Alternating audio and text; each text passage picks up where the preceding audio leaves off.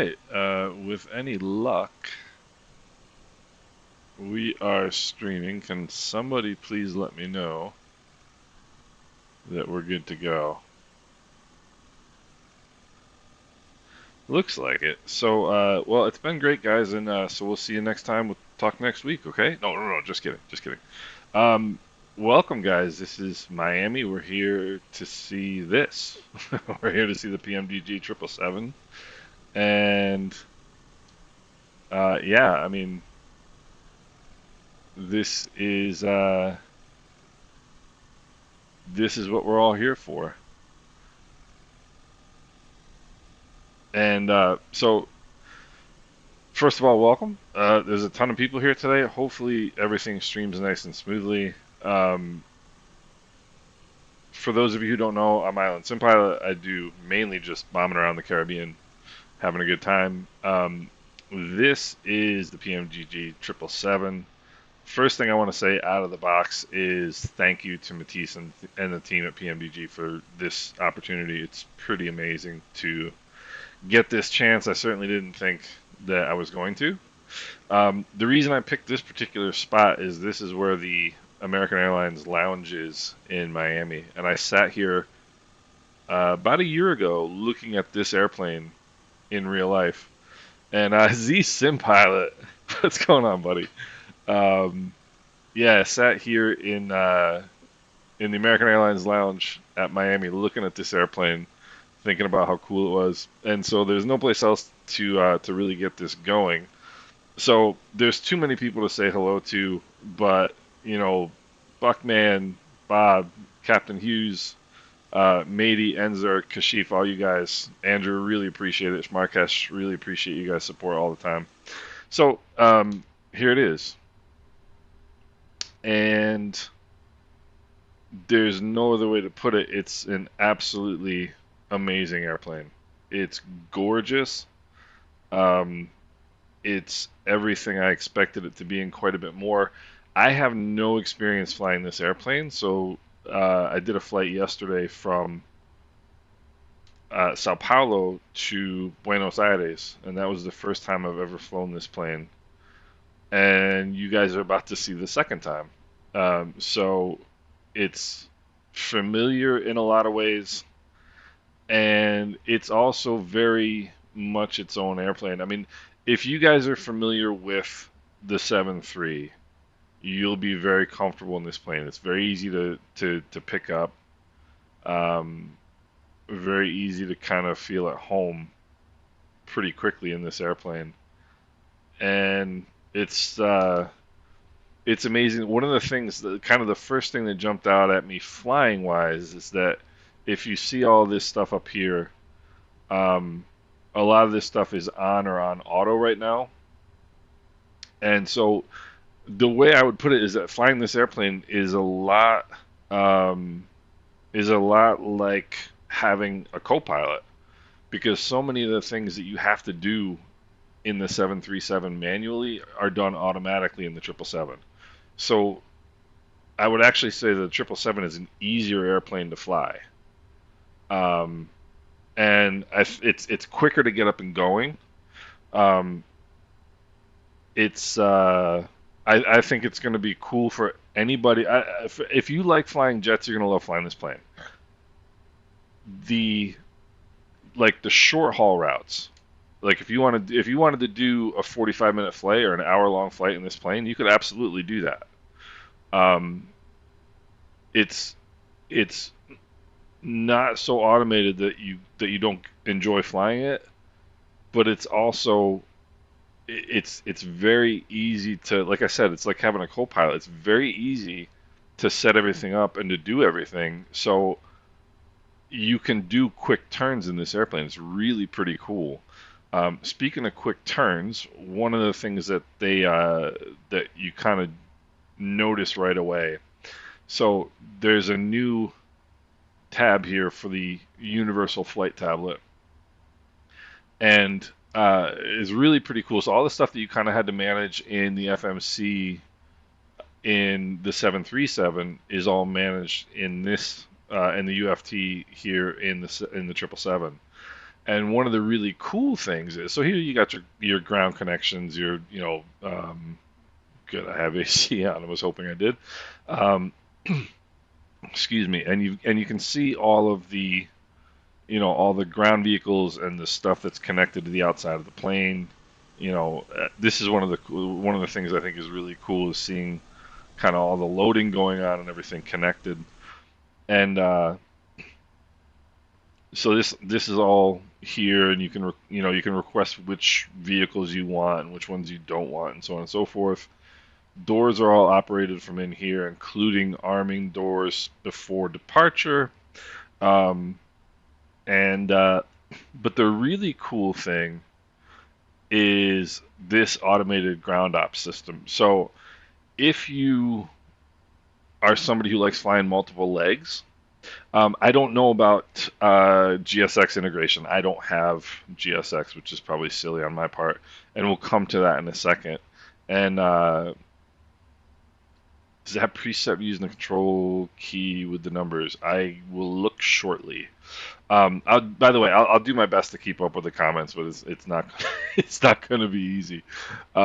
So if you're somebody who likes doing multiple legs, if you like, say we fly up to Charlotte right now, you stay in the airplane, maybe get a drink, go to the bathroom, come back in, and start loading up, getting ready. So they have what's called these these turn times. So what it does is, if you turn on these turnarounds, you either have a short turn, which is 55 minutes, you can do a long turn, which is an hour and a half, or you can customize it for however long you want it. And what happens is, you can see, this is going to pop up here in a second. So it says turnaround 0%, but what it's going to do, it will eventually show fuel, cargo, passengers. There's like at least, I don't know, probably 8 or 10 different things that it will start doing, and it will do them over over whatever period of time you specify to get the airplane ready for your next turn. I hope I didn't just I sort of messed up my own turn here. But what we can do, it actually doesn't make any difference. Make sure everything's still good. We're on external power. This all makes me happy. Chris Loach, what's going on? Um, so that's like the first cool thing that jumped out at me. All the ground maintenance stuff is all here as well, tires and so on and so forth. The FMC is going to be very familiar. Couple cool things, and we'll go through this stuff as we get going. They've done some things with the FMC, or there are some features in the FMC, the 777, that make it easier to fly, that make it easier to load and get stuff ready, um, compared to the 737, which is really pretty cool. So let's get some. Let's get some weather. We've got 130 at 10. I was gonna do Charlotte down to Miami, but I never got to Charlotte this morning, so can't do that. Altimeter is 3006, and as we go through the pre-flight, you guys will see. Um, you guys will see what I'm talking about. So let's go pause in it. So KMIA, and I won't rush through things, and I will take some time to show you guys different things that I've come across. So one of the things you get when you click the request route, just like in the 7.3, you set the fuel, you set the payload, but there's another. So now we're going to select the route, and now what it's doing, it's going to request the route, and it's also going to do a couple things. It's going to get the leg winds. It's going to get it's going to get perf in it. It's going to get the wind data. It's going to get the descent winds. So it does all of this stuff rather than you having to do it individually each time, which is really pretty cool. Just got to wait for this to load, and then we'll activate, execute. Okay, and now see the wind data is uplink is ready. Perf init uplink is ready. So we can come over here and accept the perf init upload. And come to VNav, and this is located a little bit differently in the 777 than the 737, but again, this is already loaded, so you don't have to come over here and press the button to load it and then wait. So that's loaded. Um, Come over here to wind, to legs, and you can load the wind data. Um, so it just it takes a little bit to get used to. I've gone through the startup process probably about, I don't know, 6 times now, and it's very quick to kind of pick up on. It's pretty easy. All right, so now that we've got all that stuff done, and for some reason it pops up again, the notification a couple times, but let's take a look over here again real quick. Just want to get two charts, which is, I want to get the airport chart and I want to get this chart, which is going to be our departure, and then we'll come to the performance tool. So I mean, I don't want to rush through it by any means, but I also don't want to spend like the next 10 hours doing this, even though I think A330 driver is spending the next 10 hours doing this. I saw he's flying from Everett, Washington to Europe somewhere. Cool stuff. So I'm going to try to keep an eye on the possible to see the fan blades. Yes, sir. Um, yeah. Oh, anyway, this is literally the American Airlines lounge in Miami. Um, so I don't know if you're going to be able to see them that well, actually, especially with my lack of competence here. So I don't know how well you can see them. Yeah, Bobby's going to Switzerland. Yeah. um, so let me get back out here and zoom out again. So 1 second. Sorry for clearing my throat in your ears, fellas. Yeah, Captain Hughes, it's amazing. It's a beautiful airplane. So I don't want to rush through things, but at the same time, I'm not going to take, a huge amount of time. I'm going to leave depart left, 8 left, get all this stuff from the airplane. Now this is something different for me anyway, compared to the 7.3, is that you leave the flap config and optimum, and it's going to tell you what is the optimum configuration for your departure. So outside air temperature is 32 degrees, and there we go. There's Let me see here. Actually, before I do that, so let's go departures and arrivals here. And once again, excuse me for clearing my throat. This is SimBrief panel. If you guys don't have this, get this from flightsim.to. It's fantastic. So Miami, we're going to be leaving 8 left. We're going to be flying the Alton 2 departure transition Dusen.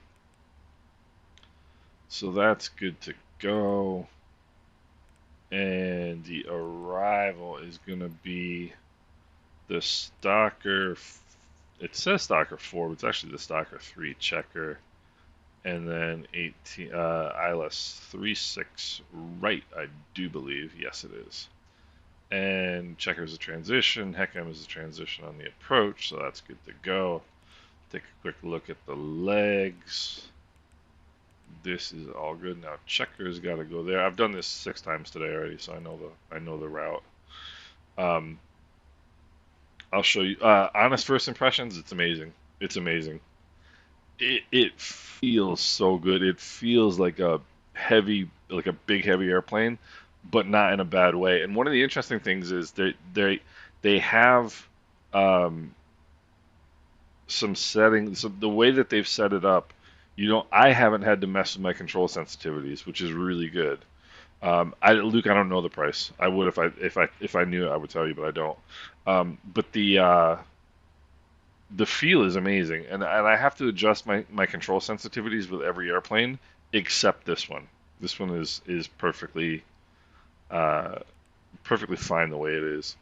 Um, so do I have everything I need? I believe I do. I'm just gonna double check this, make sure that's correct. Because I was okay. Flaps 5 it's calling for, which is good. Select temps 47.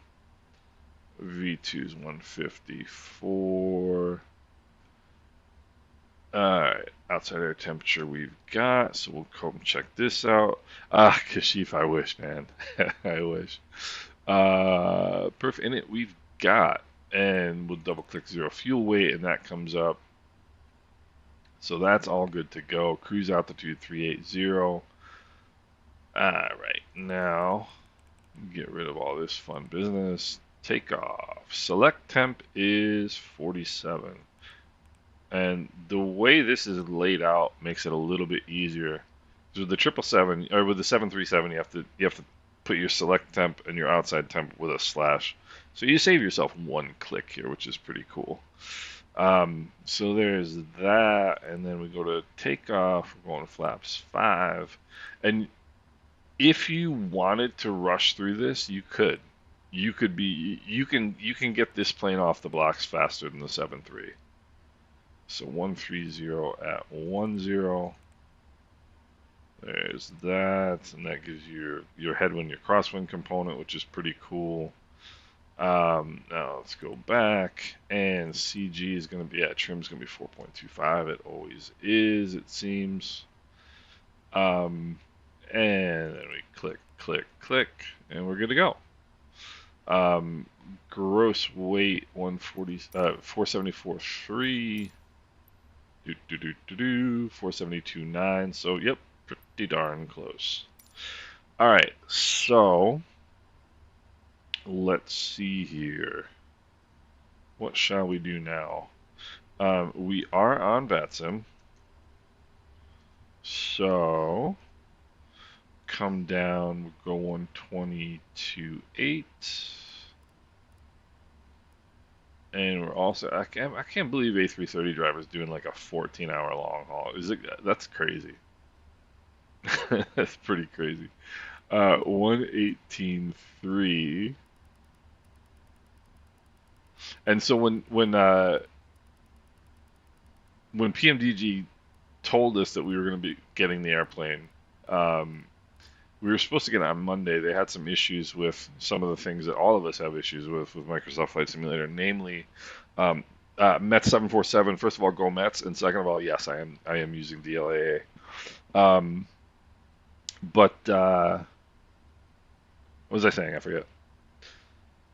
What was I saying? I don't remember. That didn't take long.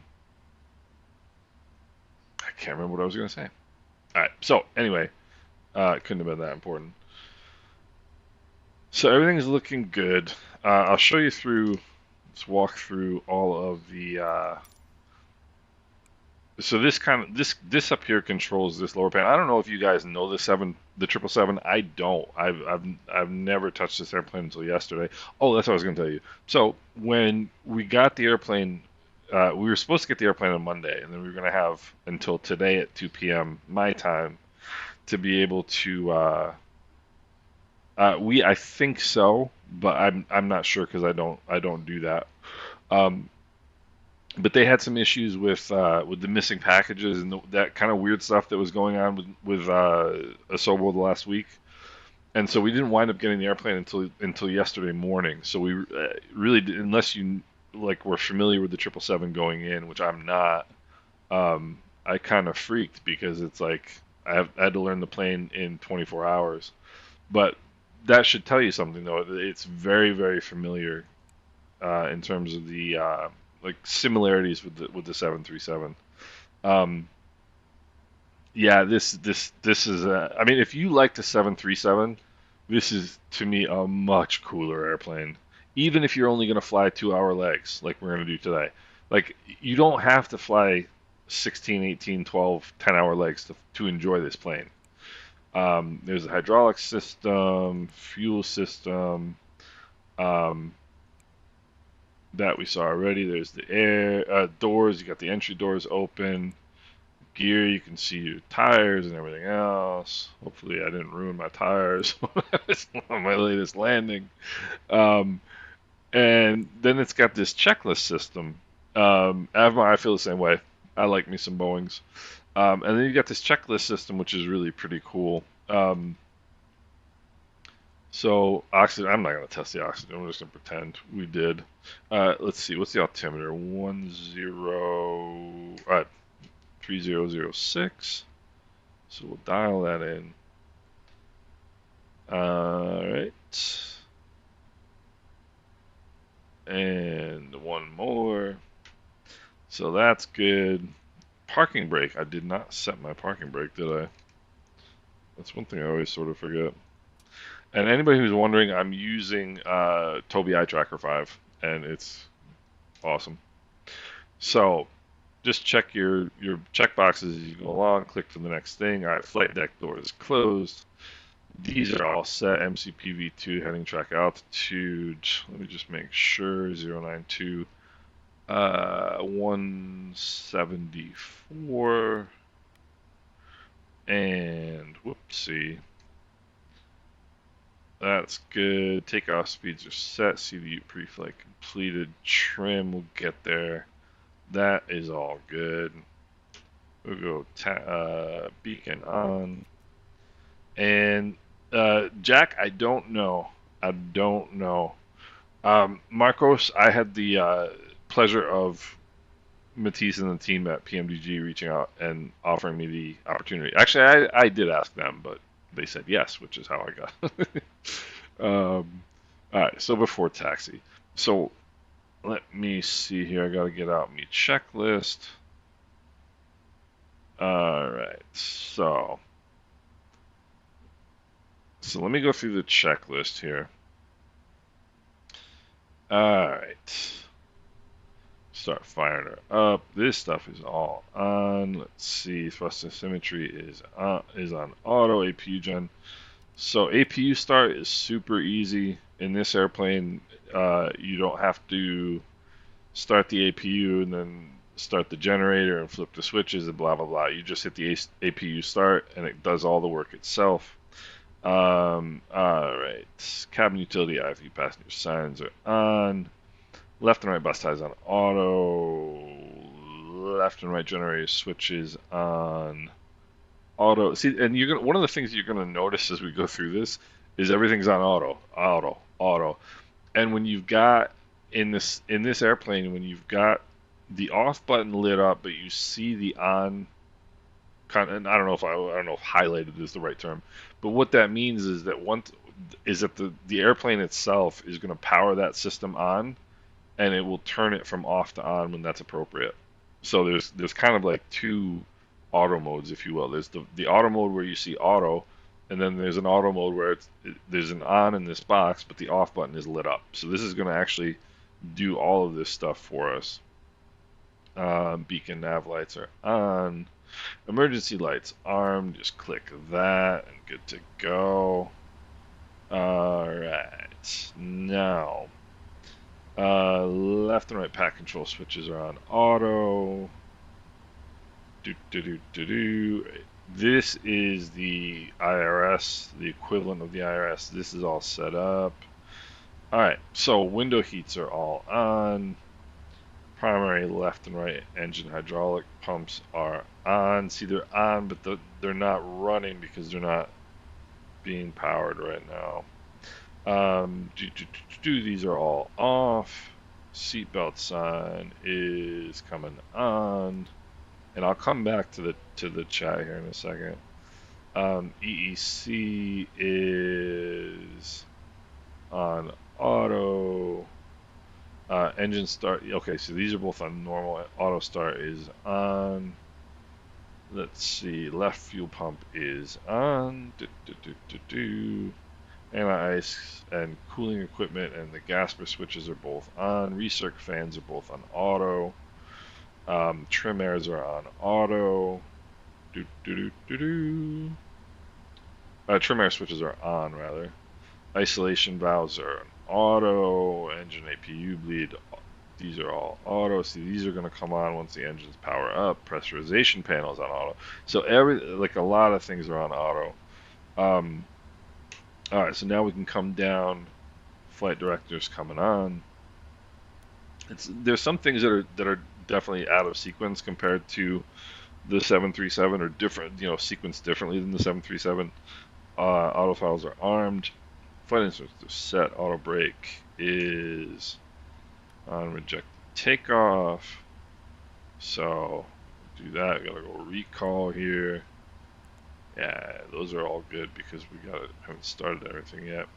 Haven't checked the flight controls. We'll get there. Alright, so comm panel is set, and so I set up all these cameras so I can just move around the cockpit easily, which all worked very, very well. Yeah, exactly, Mike. Fuel on both, mixtures rich. Few pumps on. Alright, comm audio panel is set, and so we're pretty much ready. One thing we gotta do is check the TCAS. TCAS is good. And what else we gotta do? Aileron rotor trim. We'll do that a little bit. So I'll show you guys. Let's see. Thanks, Mike. I appreciate that. Yeah, the smell of a new plane, right? And let's see. All right, so this is the flight I did yesterday, which was really pretty fun.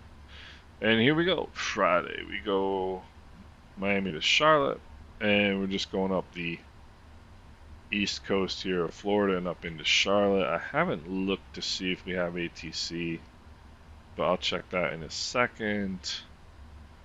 So taxi out is pretty easy at Miami. I've only done it 14,000 times. We just push back here.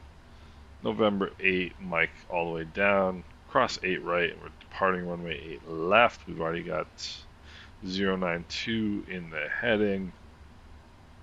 Take a quick look at the departure.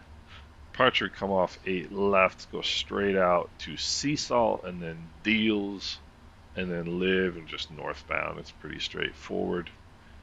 Let's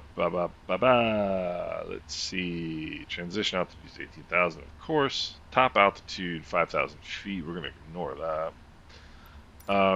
So that's all good. So our takeoff briefing is pretty much done. So, do you guys? Is there anything that I haven't said anything about, and you guys are wondering, geez, why hasn't he shown us this? Paint kit is released, nice. Mike, that's cool. Yeah, I fly out of Miami all the time. But yeah, I mean the airplane's ready to go, and you'll be seeing in 2 seconds here how easy it is to start the engine. Super, super easy. Yeah, it is a high vantage point. There's no question about it. So I mentioned this before. The engine nacelle, this right here, is the same circumference as the 737 fuselage. That tells you how big this airplane is. That's the fuselage of a 737 right there. This airplane is massive. It's really big. When I was in Miami last year, there was a 737 parked right here, and the 777 parked right here, and it looked like a child's toy. The 737. It's just massive. It's I don't think I ever really realized how big this airplane is. It's huge. I also like the details on the PMDG rollouts and stuff like that. By the way, it looks pretty cool. So, all right. So let's go. Let's go. I have a question regarding the 7.7. I don't know, Zero. I'm guessing. I think the window does open. As a matter of fact, I'm sure it does, but I don't want to open it and then realize that I don't know how to close it. I know that it does open though. Laid back developer, yeah. I've never flown on a 777. I'd love to. Flown on a 767. Um, John, this airplane in general is quieter than the 737 on the cockpit. Even when you do the outside view, of the 737, like in flight, there's a punch to the sound. It's got some bite to it, whereas this airplane is much quieter. Um, so that's another thing that I noticed, that it's really it's quite a bit quieter, both inside and outside with everything running. So um, Sebastian, I'm just this is everything's working today. I tell you what, I've had a week of just weird stuff happening with my sim, which is in some ways not surprising given the fact that I'm always messing around with it. But fortunately today it's running smoothly, which is awesome. So let me hop back over to the checklist here, and so one of the things you got to do. So we come here, we go to ground operations. APU is running, correct? Correct. APU is running. All right. So ground ops. I don't have air conditioning. I thought I did. But anyway, we'll release the ground power. Did I not have chalk set? Oh, because I switched the mode. Got it. All right. So just making sure that they're all gone. I'm sure they are. And then door management. There's nothing. Oh, see, this is kind of cool. These are all closed. They're not green until you arm them, which means the arming of the door arms the explosive that shoots the chute out the airplane. So you gotta arm all the doors. So everything's armed. Doors are all closed. So we are good to go. So I'm going to put this on that, and we're going to go to here, and we're going to do, come on, we're going to do that. All right. I know Miami Airport by like the back of my hand, and I've seen some people saying they think this tablet isn't that great. I don't know. It works for me. I don't know. I don't know. I think it's fine. Bombasso, what's going on, buddy? Good to see you, man. Um, oh, Mike, I saw your question earlier. No, I am not. When I stream, I do things very basic because I don't want to mess anything up. I don't want anything going haywire. All right, so doors are closed. Ground equipment is released. Right electric demand hydraulic pump to auto. Primary C1 and C2 electric hydraulic pumps on, and you see this goes that on comes on, and then the fault is there because the engines aren't running.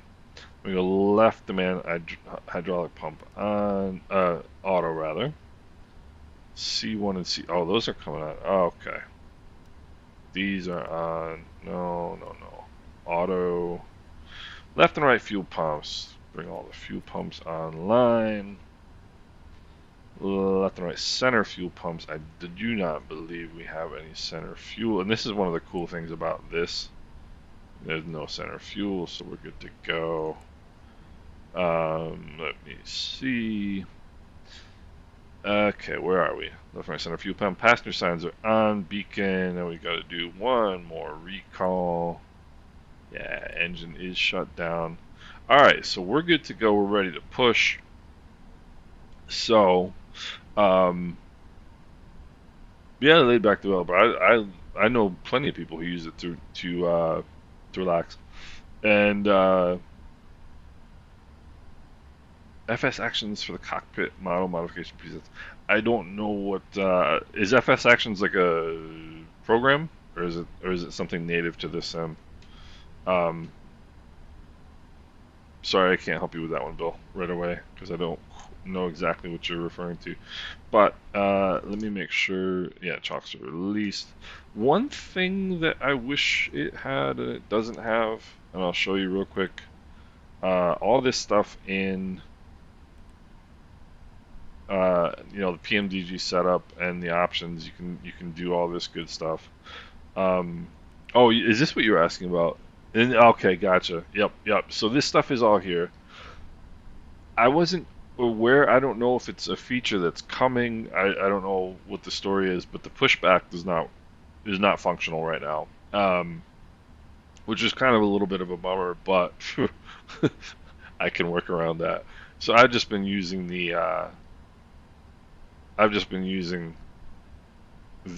regular Microsoft Flight Simulator pushback. So that's what we're gonna do. So we're ready to rumble. Let's go. I just kind of missed the cabin crew talking to you, or the ground crew talking to you. So secondary display unit on engine. Again, that's this here, and start selector is on. And watch how this is how difficult this is to start the engines. You ready? Once the plane gets moving, I'll show you. Oh, the plane's gonna get moving a whole lot easier if I turn the parking brake off. I do that all the time. So here we go. So here's the engine start procedure.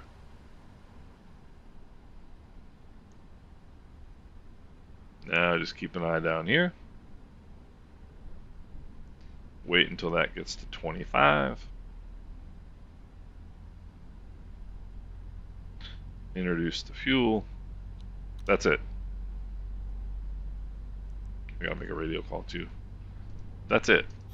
That's the entire engine start procedure. It does, and I'll show you real quick too. Miami Traffic American 898 heavy pushing back position 6. Be taxiing to runway 08 left via Mike Miami. And it's kind of cool because start the second engine now. And you see it just coming up. And I'll show you the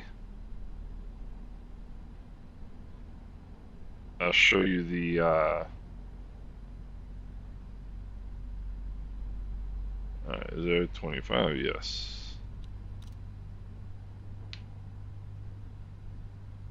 So now if you watch, so all this stuff that I didn't turn, all this stuff that was on auto or whatever, auto or off, is now coming online. See the switches, the start switch is turned to normal all by itself, and all the right side equipment is all on except for the packs. Oh, you know what I should need to do? Instead of talking and talking and talking, as they back me into as they back me into the middle of nowhere. So, you know what? I can look at the weather radar. I've never used weather radar. I'll have to be honest with you. We can try it when we're flying. But yes, there supposedly is a working weather radar. So I'm just gonna wait for the packs to come online. Oh, auto switch. You don't even have to wait for 25 N2. Got it. I didn't know that. So I'm literally 24 hours into my 777 flying career. So yeah. So basically, when there's no lights illuminated, you're good to go. I mean, it's similar to the kind of Airbus thing with us. So the generators are both on. APU selector now can come off.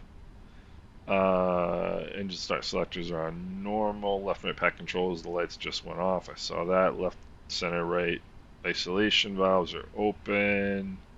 Or on auto rather. Engine bleed air is on. Lights are there. And you don't even have to turn the APU bleed off. You just leave it. Flaps. Yeah, why don't we use some flaps?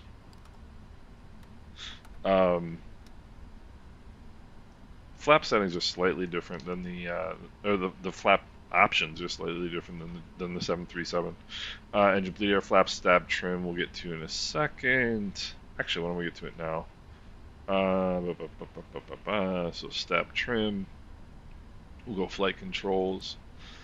Stab trim is 4. I need that at 4.25. There we go. And you can go through your flight controls.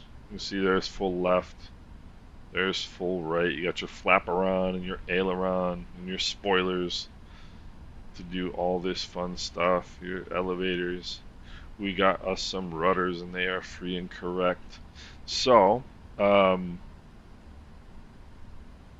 yeah, I haven't used the weather radar only because it doesn't exist. So, I mean, I don't, you know, can't really say if I miss it or not. I guess is what I'm saying. So flight controls are free and correct. Recall is good. What else do we have to do? Lower display unit coming off. Do, do. I don't know why they want it off, but they want it off. Let's see. Taxi lights coming on. Seatbelt sign is off. Even after just 24 hours, this plane feels familiar to me. It feels really good. So, um, now let me come back here. Um, so, performance with this seems great. I mean, it's. Let's see. Do I have parking brake on? Yes, I do. Performance seems really good. I mean, it's been smooth as can be. One of the things you'll notice when taxing, I guess I'm kind of basing everything off the 737 as a reference point. Um, Skylar, the only thing is the electronic checklist is very kind of brief, I guess is what I would say. It's not like a um, complete step by step checklist. It gets the job done. It'll give you the big points, but I anyway need a full checklist. And I don't understand why they want the checklist off this early in the process. So flight controls, no, right there, ground equipment. Let's see here. Flaps are set. So again, see, it just goes right to the after takeoff checklist. So it's not like it's not the most useful checklist in the world, to be honest. All right, let's see here. Man, 118.3. It's pretty quiet around Miami right now. So, hate it when people give like really detailed taxi descriptions on VATSIM. Like we just need to know kind of where you're going, you know. Um, Peter, what's going on? How are you, sir? The other thing, I mean, obviously you have to give it more berth, you know. It's a much bigger airplane than the 7.3. Um, but the other thing is, if you just goose these engines even a little bit, like I taxied the 737 out of here at like 26 to 28 N1, and that's about what it needs. Sometimes even 30, because this is a little bit uphill right here. In this airplane, if I even goose this just a little bit, this airplane will be going 30 knots ground speed in no time. And somebody's come on. American Airlines 1462. Turn up the engine sounds in the stream. Yes, sir. I can do that. One thing you will notice is that they're just not very. It's a quiet cockpit. It really is. And it's a quiet airplane in general. I just had somebody reach out to me on that side, asking me to turn the sounds up. But it's a pretty quiet airplane to ride in. We're going 12 knots. I mean, I'm barely above idle. Barely above idle. We are going from Miami to Charlotte today. Turn the sounds up. Is that better? I turned them up. But it's a quiet plane. Hey Peter, take it easy. Good to see you, man. Thanks for stopping in. I appreciate it. Like this part of the taxiway is uphill, and so you got to give it a little tiny bit of juice, but if you give it even like 24, it'll blow right through. It'll just go flying. And this is right there, the gates where you go to like Guadalupe and Anguilla and like the smaller islands out of Miami. So let's turn the checklist off. It's not any useful anyway. The tiller does work. I've never used the tiller. I always just use my rudders. But the tiller does work, yes. See, and now that we start going downhill, watch this. The speed's going to pick up without me doing anything. Alright, let's see here. Bring up the departure. No, don't be testy with me. Bring up the departure. Thank you. Alright. See, there we go. 15. Buttons look flat? Maybe. I don't know. There's one of the things I noticed. If you look at the FMC, like you can see dust on the screen. You can see dust on this screen. Now, granted, I'm not like the most critical. A lot of things that bother people. I appreciate that in you guys. I've had several people tell me that. And my boss says I should narrate audiobooks. But I've never been like, I don't know. I've never been too critical of like what the. I mean, I know some people look at that and be like, "Oh, that doesn't look really ribbed," you know. I don't know. You know, it is what it is.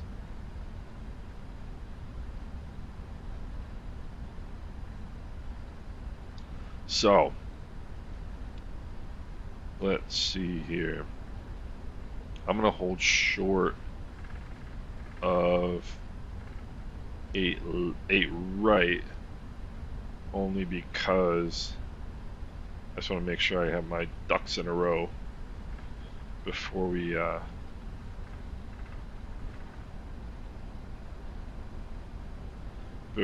get matriculating here. Only because I'm not 100% familiar with this airplane, so it should be pretty easy, the whole takeoff process. So parking brake, don't need that. Let's go. Flight instruments are good. Engine instruments looking just fine. Takeoff data, V1 is all there. Nav equipment. Whoopsie daisy. Let's go down here. 118.3, 122.8 in the backup, which is what we need. Landing light, strobe, transponder. Let's make sure the transponder is all the way over, and it is. Traffic. We got traffic on both sides. Start the clocks. And let's see. Alright, landing lights coming on. Strobe light coming on. These are all on. Everything's looking good. So, yeah, let's go flying.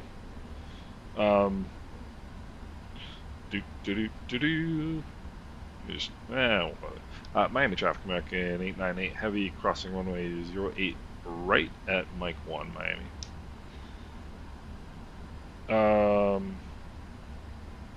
Let's see here. Can you show the engine wing? Oh, I don't have an engine wing view. Sorry. I haven't set up. I literally just got this plane yesterday.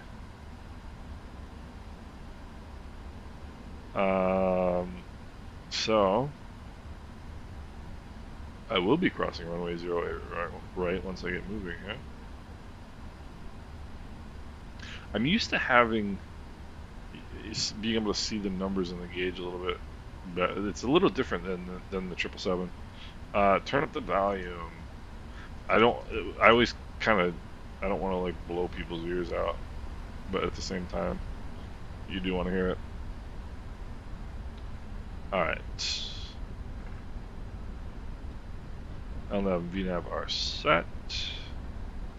Auto throttle is armed. Final approach course looks clear. I'm going to tell a big fib here in a second. Miami traffic, American 898 heavy is clear, runway 08 right, departing runway 08 left, be a left crosswind departure to the north, Miami. Because you can tell people what Miami traffic, we just departing 8 left, northbound, Miami. Because you can tell people what departure you're flying, unless they have the chart in front of you, they don't know where you're going. Alright, so 8 left it is. Coming around, heading indicator checks with the runway number. And power coming in. Airspeed's alive. Engines are stabilized. Toga power is set. Oh, come on. 80 knots. Cross-checked. This is Datsun for you. B1. Alright. When he said he was leaving 8 left, I kind of figured he was behind me. Positive rate of climb gear coming up. And it just feels very, very, very stable and steady. Easy airplane to fly. Alright, we'll go flaps 1.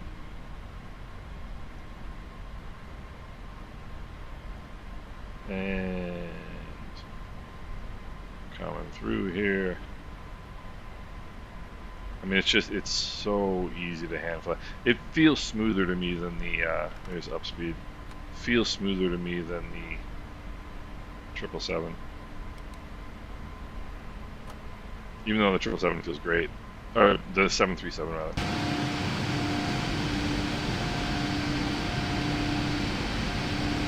So maybe I don't know about the cargo version. I don't. Alright. Already at 250 feet and 4,000. I mean, it's just, it's such a beast of an airplane. It really is. Alright, I'm making a left-hand turn. Landing lights are on, baby. Always want your landing lights on under 10,000 feet. That's one of those rules. Miami traffic, American 898 heavy, just off runway 8 left. We're turning northbound through 6,000, Miami. And you see how fast.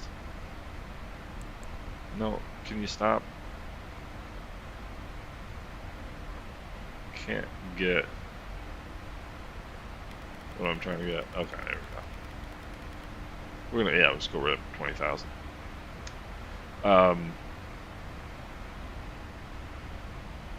It's just, it's it's very powerful, very powerful. We're almost at 10,000 feet already.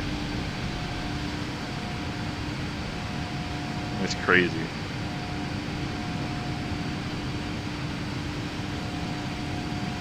Miami looking great. As my first flight instructor said, climbs like a homesick angel. It really does. And everything, you know, everything's automatic. Alright, we're coming up on 10,000 feet already. So come off with the landing lights. I'm going to leave the seatbelt signs on just because got some clouds out here, South Florida, in the summer. Is it worth it? Oh, yes. Oh, weather radar. Yeah, if I can figure out how to turn it on, because I've never used it. How do I turn it on? If I just... Will that do it?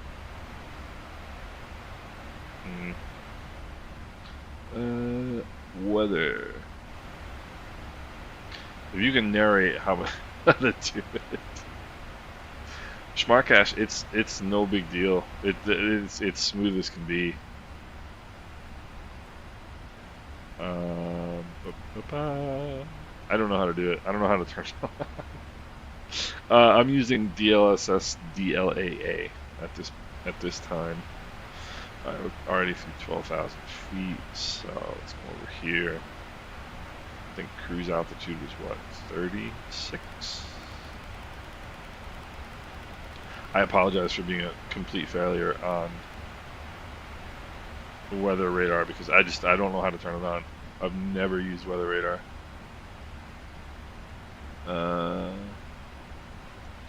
Do I need to come here? Yep, weather. Not showing anything right now. But I mean, look at this. The other thing about this cockpit, it feels really. What about underneath this? So it is engaged. So we'll see what comes out of there. Let's see. Alright, so weather's clearing up ahead, so we'll turn the seatbelt signs to auto. There's nothing to monitor, really. I mean, it's amazing.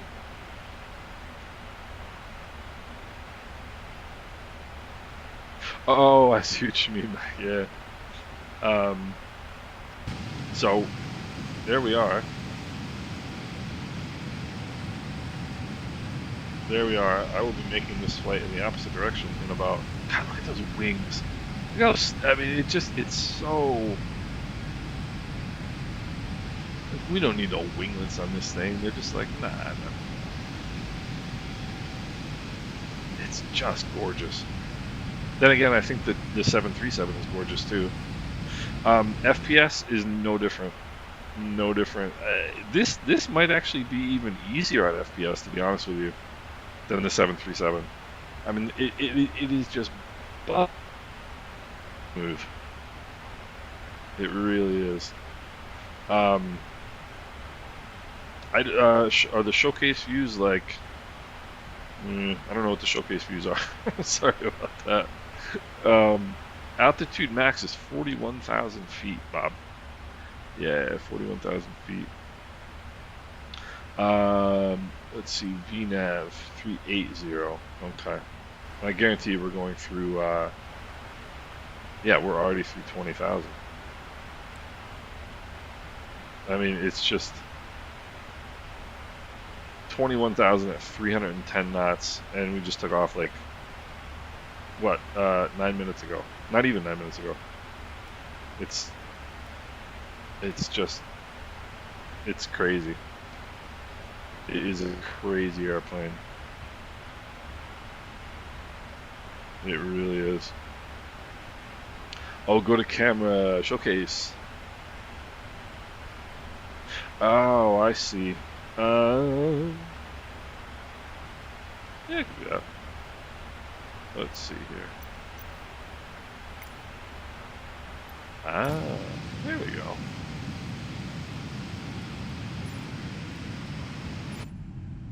Oh, look at that. I didn't know you could do this. Look at that. I learned something new. How cool is this? And you want to see something even cooler? I can look around. Alright, let's see here. What do we got? There's external 3. Oh, stop messing around. There's 4. Look at that. What a cool view. How cool. I never knew you could do this. That is a big engine. Oh, that is a big. It doesn't look like that should hold it on, does it?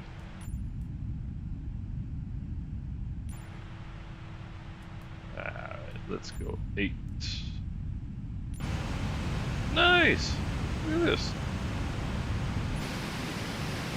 Holy cow. I never knew you could do any of this. That is a cool view right there. Look at this. The curve on it is just stunning. Closest thing I've ever actually flown on to this is me right there, by the way. Now hopefully I can figure out how to go back into okay. I was nervous I wasn't gonna be able to get back to this point. Cheese plane. Oh, chase plane. I thought you said cheese plane. That's great. Let's see, Atlanta Center. Where's Atlanta Center? So we're climbing through 28 already. Mike Coffee, you have a new name? It's no longer barista?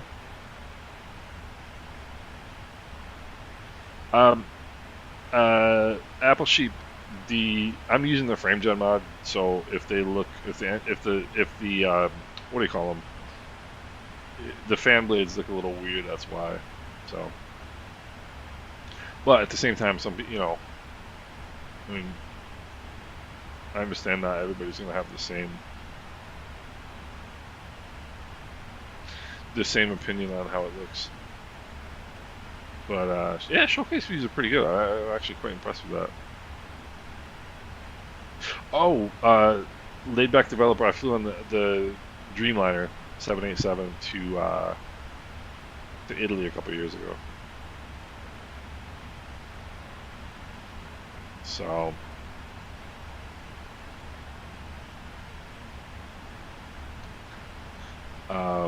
so yeah. Let's see here. Yeah, Bob, I didn't know about him either, to be honest with you. Top of climb is in just a couple minutes. 1906 Zulu. I mean, so we just climbed we're gonna climb to 38,000 feet in 17 minutes. 17 minutes. Laid back developer. The only thing that I didn't like about the Dreamliner is I'm one of those people that sits. I sit at the window seat like every flight because I love flying, and when it got to be a certain time during the flight, they have this auto dimming feature on the windows, and they dimmed the windows. Even though it was still light out, I guess it's supposed to help with your biorhythms and help you fight jet lag. The only thing is, like, I don't care about jet lag. I want to look out the window, and so they dimmed all the windows, so I couldn't see anything. I was kind of irritated, but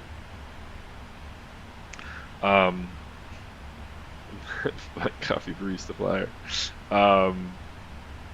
But the Dreamliner was pretty cool. The Dreamliner was super quiet too. Really, really spacious inside. Cool airplane. Mike, I'm glad to hear that. I'm glad to hear that. Yeah, lossless scaling is really good. And what's amazing about lossless scaling is how far they have come so quickly. Because when I first tried that program 6 months ago, I mean, you could see the potential of it, but oh, look at that. Okay, so weather radar. Ooh, we're going straight for that. Uh-oh. Ruh-roh. And now it's like, it's incredible. So you got to wonder like how much more they're going to be able to do with it, even in the amount of, over the coming days, weeks, months. So one of the things I've heard about weather radar in the sim is that they say you can't use it for tactical weather avoidance. And my question is, why not? Because, like, I'm going to fly straight through a yellow, which is probably below me, I would venture to guess, just by looking out the window. But if it's not, I mean, I'm heading 345, so 15 degrees right gets me 15 degrees right or left gets me away from that. So I don't understand this concept that we can't use it for tactical weather avoidance. You certainly can, in my humble opinion. Alright, 345.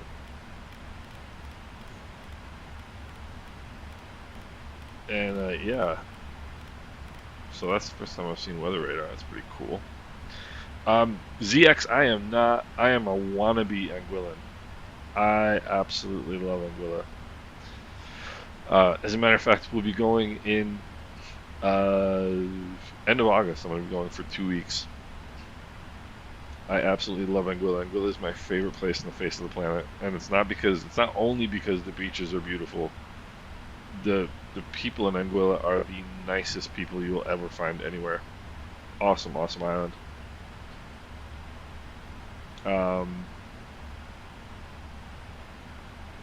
yes, Skylar, you're absolutely correct. That's the biggest issue that people have with lossless scaling if it's not working, you know, how they want it to, is that they don't have, like you said, the base FPS to use the program well. Deepayan, what's going on? How are you? Um, but yeah, so here we are after 17 minutes at 38,000 feet level. It's crazy. It's absolutely crazy. I mean, the ability of this airplane to get up and go is something else. So I suppose what I should do as well, switch over to Unicom here. So we are on BATSIM. And what is my next frequency going to be? 132.975. Put that in. So I was going to make this a flight for American Virtual Airlines, but then I thought I would probably, if I mess it up, 132.975. So my first flight for American Virtual will probably come tomorrow with this airplane. Buckman, yeah, I heard that. I heard that.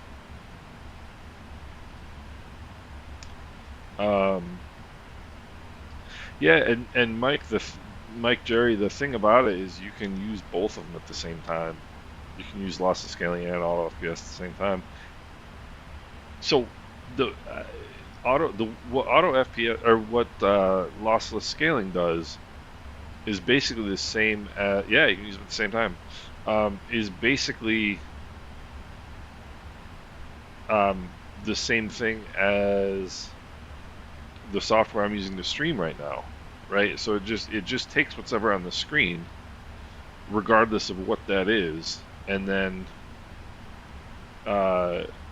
just multiply, kind of multiplies the output by 2 or by 3. It's very, very simple. Hey Calvin, how are you? I haven't seen you in a while. What's going on? So I'm trying to find here on that sim, on that scope, I'm trying to find myself here where I am so I can get an idea of. All right, so we won't have ATC for a bit yet. Calvin, I do. The only thing is, like, when I stream now. When I'm streaming, I don't use anything really. The only thing I use when I stream is the FrameGen mod. Yeah, weather radar is functioning right there.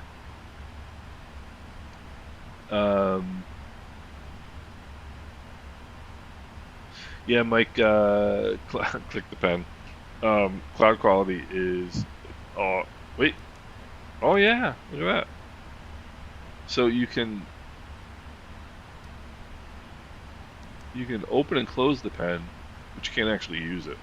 So, that's pretty funny. But yeah, weather radar is working. I don't know anything about weather radar except for I don't know tilt and all that fun stuff. Maintenance mode in the CDU. So a lot of the maintenance stuff is actually over here now. I mean, you can probably do it in the CDU. I'm sure you can. But ground ops and then ground maintenance. So hydraulic fluids, engine oil, that sort of stuff. Take a look here, see what we got. Menu, FS actions. It's not going to show us because oh, look at this, cabin lights. Huh. I didn't know you could do that. That's cool. It's not open the doors. That would be unfortunate.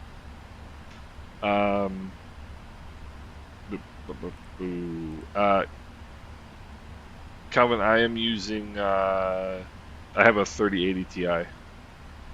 So 1954 Zulu's top of descent.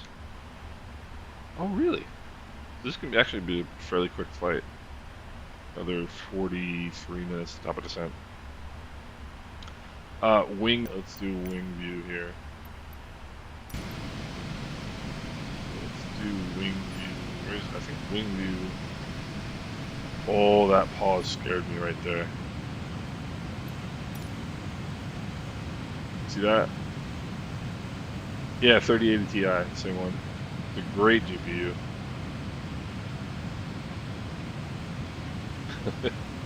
So, I'm gonna stop switching around using that because that pause right there just made me nervous.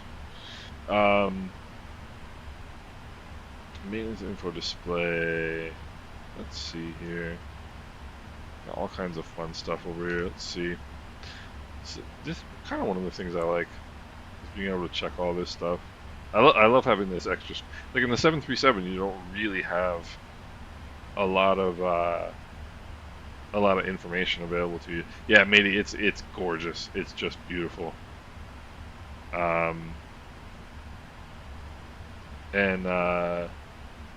Braden, when we get to Charlotte, I'll definitely do that.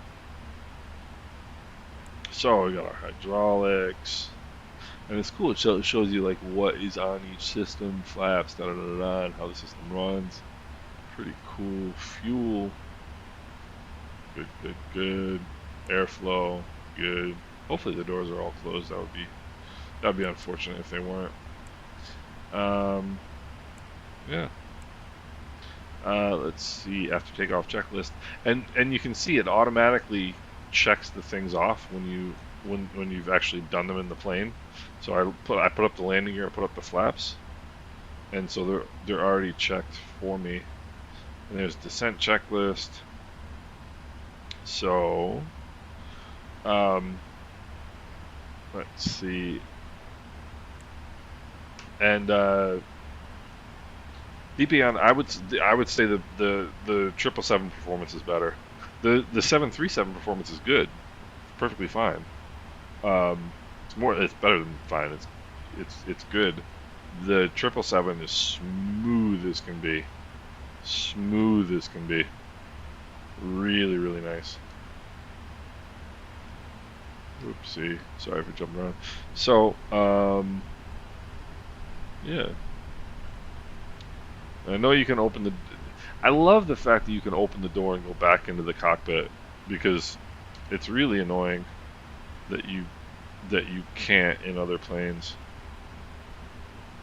Let me see here. Let's get the relief pilot view here. Oops.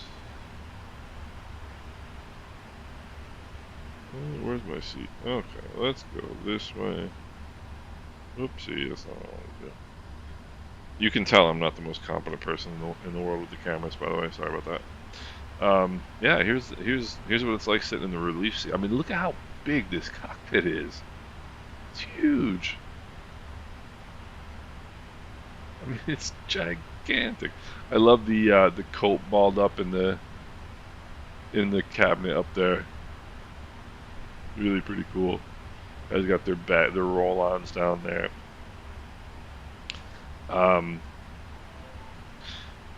So velocity, the VNAV. This is my second flight, but so if I'm telling you something you already know, I apologize. But the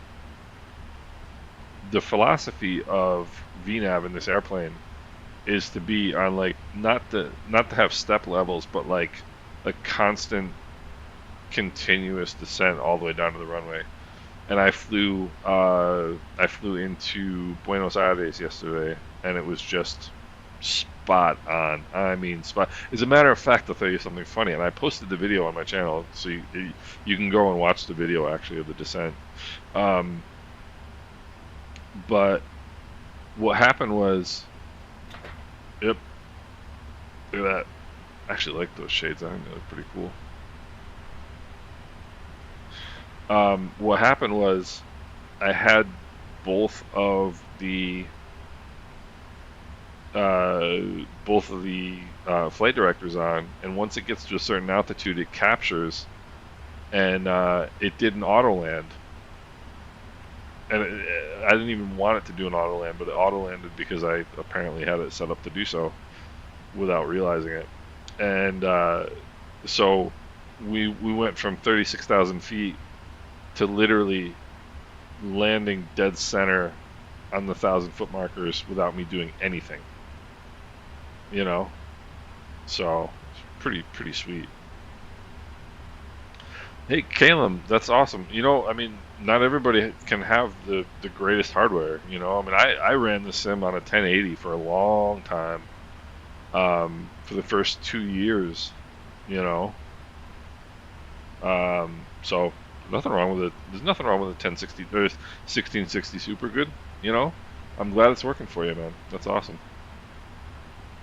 Matey, this airplane will cure your addiction to the A330. I can tell you that. I really like this seat, actually. It's pretty cool. Let's go and sit in this dude's seat. Oh, that's a good seat, too, right there. Look at that. This is a great seat. You can see the jet. Oh, I wonder if that opens. Looked like it did.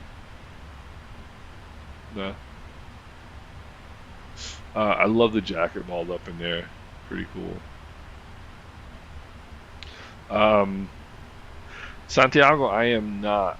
I thought about it, but I am not. So different positions of the EFB. I know you can move it around. I didn't really get that far yet, to be honest with you. Let's see here. There we go. There's one. That's actually, that's not bad. The one thing I think was cool is you can see, like the the USB cable, the end of it looks like a real USB. You know, this is what it really looks like. It's pretty sweet. Where else does it go? I don't want to start clicking click spots because God only knows what's going to happen. Flight Sim Expo starting in 42 minutes. Yeah, I would love to be there. I would love to be there. But at the same time, I'm actually quite happy. I'd rather be doing this. I'd rather be doing this, to be perfectly honest. And why would I be dishonest? That would be wrong. So, this is the other thing I noticed is that the max and the optimal range for the kind of the altitude envelope is pretty tight. It's pretty close. So I think pretty soon. Well, no, they're not gonna make us climb. I was gonna say I think pretty soon they might make us climb, but they're not going to. Well, they're not gonna make us do anything. But let's see here. The pen is mightier than the sword, and it does. I mean, you can click that, but you can't take it out. So I don't really know what the point is. Click on the Boeing logo in the center. Oh, so like right here? Yeah, that's weird. I heard about that. The hand is kind of weird. I guess they just didn't want it floating. That's a little strange. UN, what's going on? How are you? I didn't realize this flight was going to be this short. It seems like kind of a short flight.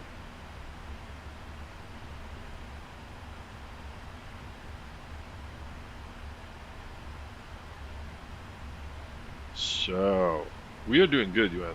Yeah, the hand is weird. It's just weird. There's no getting around it. The hand is weird. Let's see here. I guess we just went through whatever they thought was going to be bad weather. So, the wipers, I believe the wipers do work. Yeah, I would venture to guess. Yep.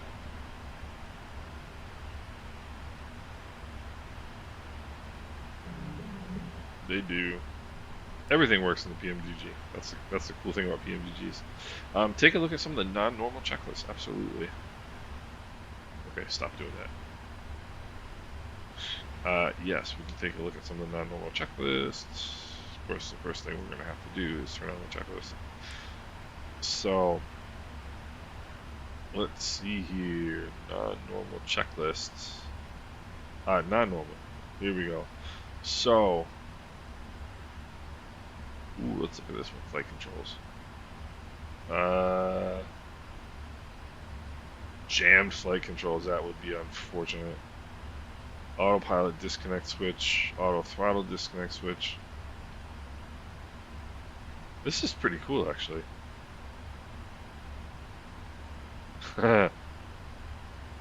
I've rarely used the wipers on the 7.3. Let's check this. How about flight management navigation? Unable RNP. Remote navigation performance. Oh no. Condition in flight.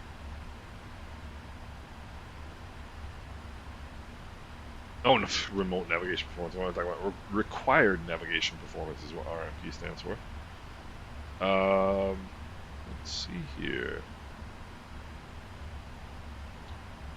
Ooh, imagine having your landing gear stuck.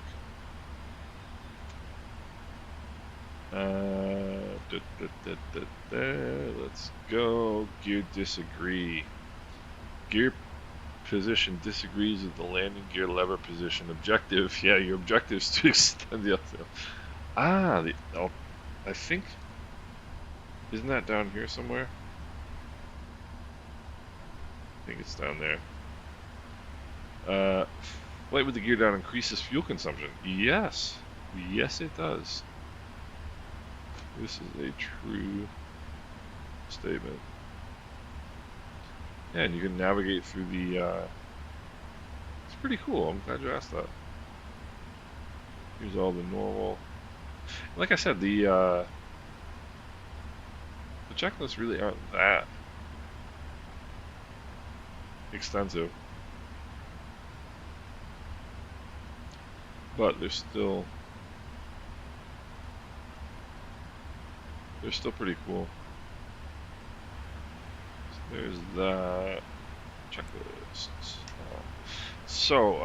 Gear disagree. So gear disagree is if, like, right now, checklist not normal.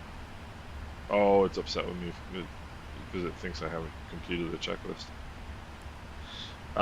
Gear disagree is when the gear, let's say right now, the gear was down and the lever is up, or vice versa. That's gear disagree. JDs. You know what? I actually have heard of those, Bob. I'm gonna write that down again. I forgot. I used to use some of those. Yes, click the pen. You can click the pen. See, just the top of it clicks. Other than that, nothing too. Unenunciated checklist. Oh, good idea, Skyler. That's a good one. Hold on, that's a good one. Alright. I need to,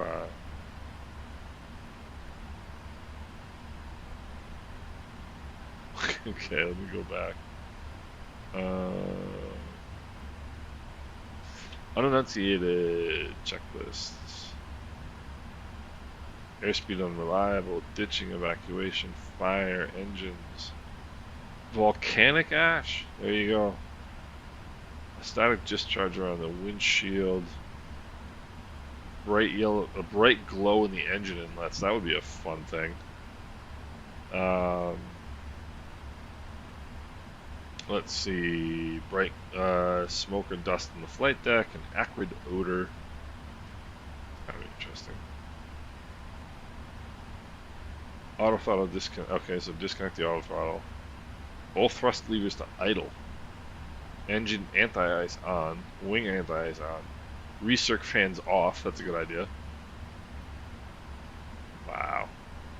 Yeah, so they've got it all. I mean, it's all. Checklist override here. Yeah, they've got everything. Um, that's pretty cool, actually. Yeah, it's in there. MPS Gaming, what's going on? The I'm competent at failing myself. I I demonstrate human failure often. Let's see here. Like I said, it's a very yeah, Mike, I agree. I think I think the same. But it's really easy to feel comfortable in this plane. It just doesn't take much to get comfortable. You know, I already feel like after you know, this is my second flight, but I've gone through the startup process about 6 times now, 7 times now, and it feels normal to me already. And it's funny, I got in the 737 for a little bit, and this morning, and it felt weird. It felt kind of small. I don't know. This is a cool airplane. Leonardo da Vinci, what peripheral do you use to move around? This is Tobii Eye Tracker 5, and it is awesome. I would highly recommend it.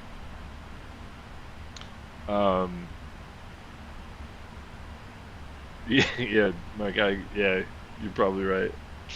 Um, so I suppose we can start thinking about the descent. Start thinking about it at least. How far out am I from? Yeah, MPS Gaming, I totally agree. It's not going to be very difficult at all. Let me see what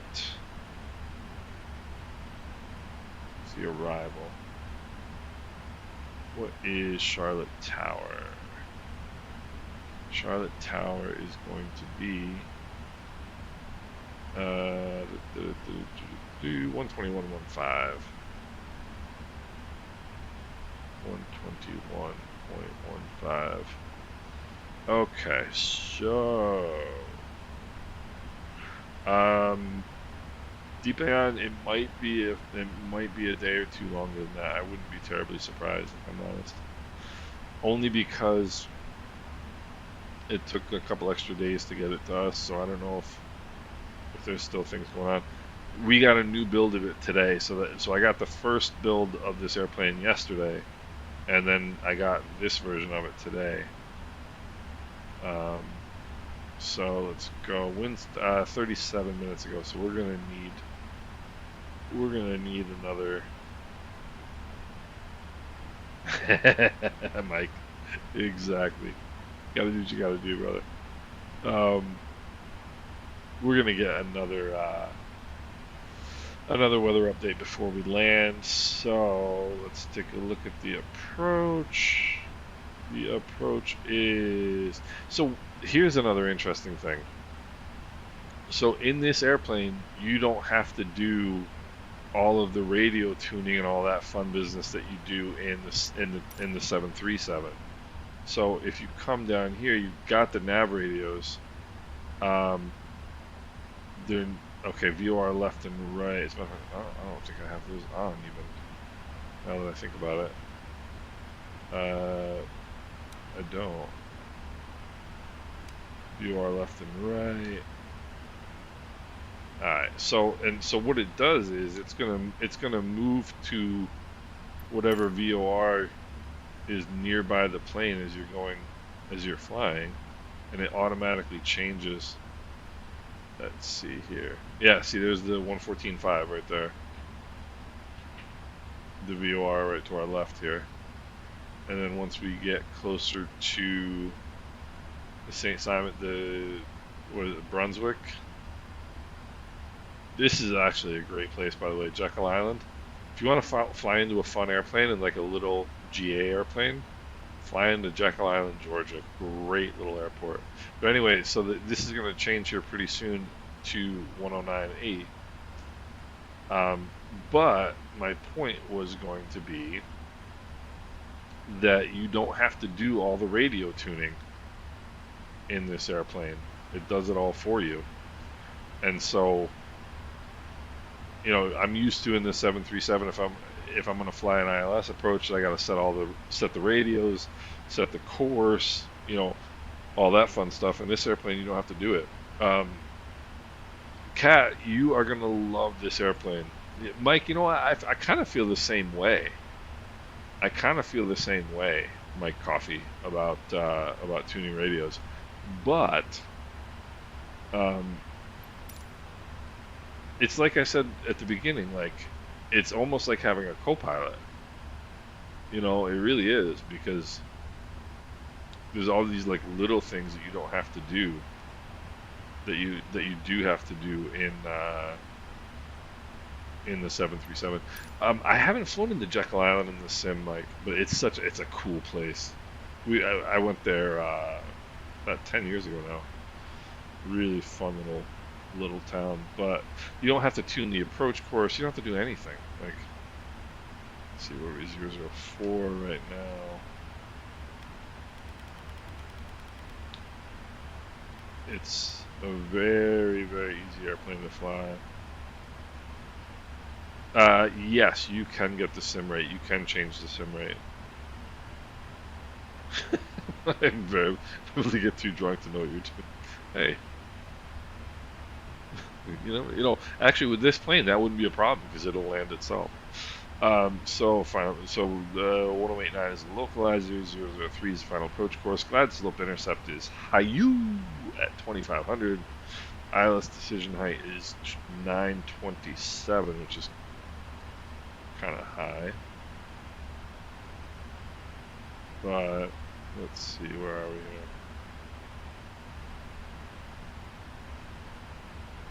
Yeah, in this plane, the barrel starts at 400. I think in the 737 it starts at 200, I think. Let's see. It's going to take a while.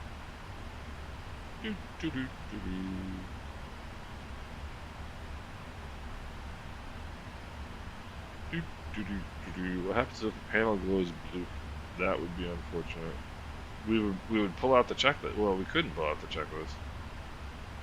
There's no way this can take this long. There's no way.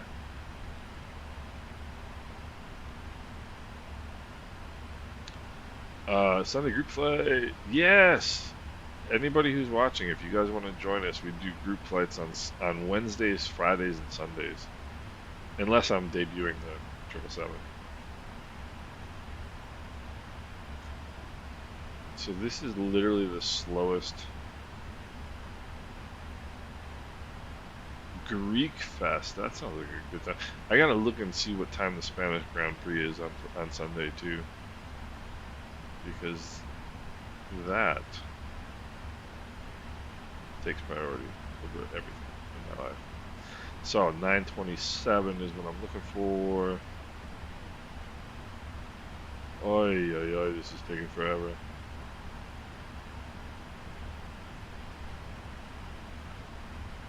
Yeah, Mike, it's, that's kind of the cool thing, is everybody can do it their own way, That's a pretty cool thing. But almost there. Almost there. Yeah, exactly. Yeah.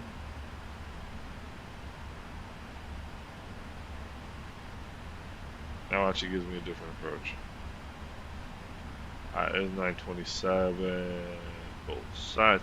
You don't even have to do that trick with this plane that you do in the 737 to go, what is it? Like all on one and then back to both. Alright, so let's see here. Touchdown zone elevation, airport elevation 750. Minimum safe altitude is 3,800 feet around the Charlotte VOR, which is right here. Let's see here. Hit you up key. What happens if I do that? Something funny. Let's see. Missed approach climbed to 1320 and the climbing right turn to 4000. Outbound Charlotte VOR radius 093 to Locust. There is I don't even think I have to tune the backup VOR, honestly.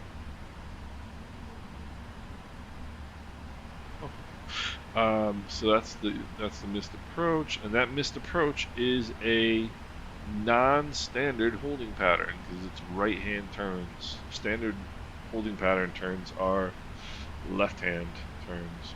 What am I talking about? That is a right-hand turn. How is that possible? It's like flipped. Yeah, that's weird. So it actually is a standard holding pattern. It is just... How is that possible? My brain is not comprehending that right now. Hey, Mike, take it easy. Thanks for dropping in. Appreciate it. Let's see. The Edge. It's 8 a.m. CST on Sunday. Oh, is the Spanish Grand Prix. Okay, so it's going to be 9 a.m. my time then. Nice, nice, nice.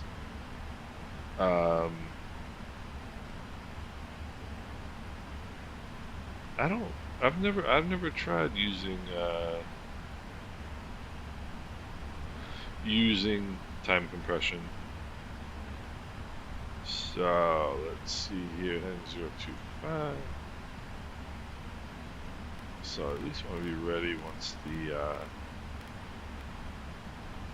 once we get near here. Alright, so what else do we need to know about this approach? So it's going to be a direct entry to right turns. Yeah, that's pretty cool. Radar is required. DME or radar. Circling not authorized at night. Simultaneous approaches. Oh, this is a big one for you aspiring instrument pilots. VGSI and ILS glide path not coincidence. Jeb, I got it early because people watch my videos, I guess is why I got it early. I got it through the good graces of Matisse and the good folks at PDMG, who I would thank once again. It was awesome airplane, and I really appreciate the opportunity. VGSI and ILS glide path not coincidence. So the VGSI is this right here, the PAPI on the right hand side of the runway. So these are the approach lights, the high intensity approach light system, and this is the precision approach path indicator on the right hand side of the runway. So that's the visual glide slope indicator, or vertical glide slope indicator. So if you're on the ILS glide path, so the PAPI is the four lights, it's 2 white, 2 red is what you're looking for. But if you're on the ILS, if you're on the glide slope on the ILS, you are not going to see 2 red, 2 white. That's what this note tells you. It's always important to know what the notes say in your approach chart.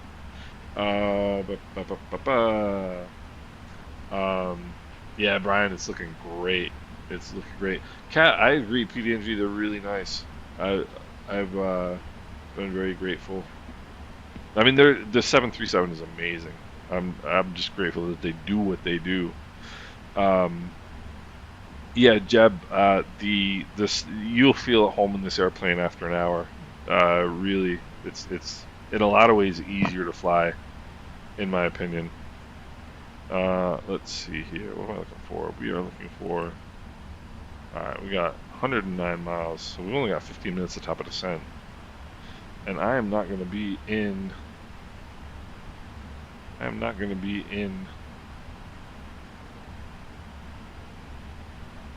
Atlanta's airspace for a bit yet. So, alright. So top of descent we're going to manage on our own. And let's see here. This is a pretty long approach. Heckham is the the op center. I can't right now, F10, but it's only got like maybe 8 to 10 liveries. I've got Swiss, United, um, American. I'm trying to think of what else was there. KLM was there. Air France was there. Trying to remember who else was there. Um,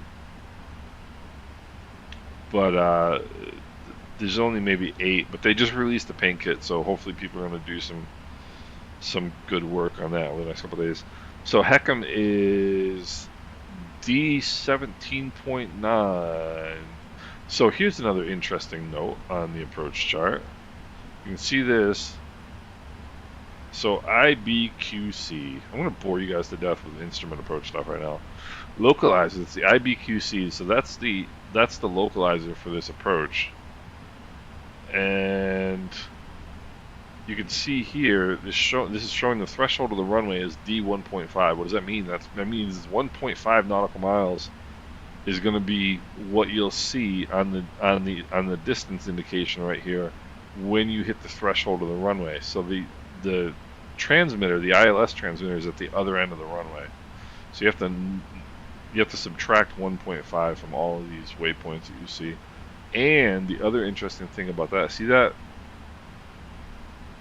the threshold of the runway is your missed approach point on the localizer approach, 1.5 miles, and I'm gonna guess that the runway is about 8,000 feet.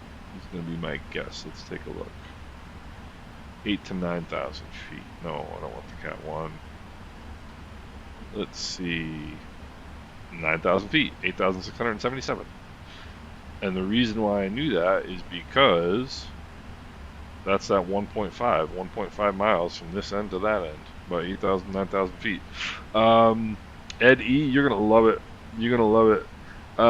Did you get the Air India? I don't know if it had an Air India. And Deepan, we are at top of descent in about 10 minutes, so it's not too much longer. Oh, the China Southern. I think they do have that one. And by the way, I think Navigraph should make me a Navigraph ambassador. I'm just going to say that because I know a lot about charts. But anyway, so Heckham is about what, 16 miles. Heckham at 6,000, Jenda at 5,000, Lancer at 4,000, Sikdu at 3,000, Glide Slope Intercept is at Hayu at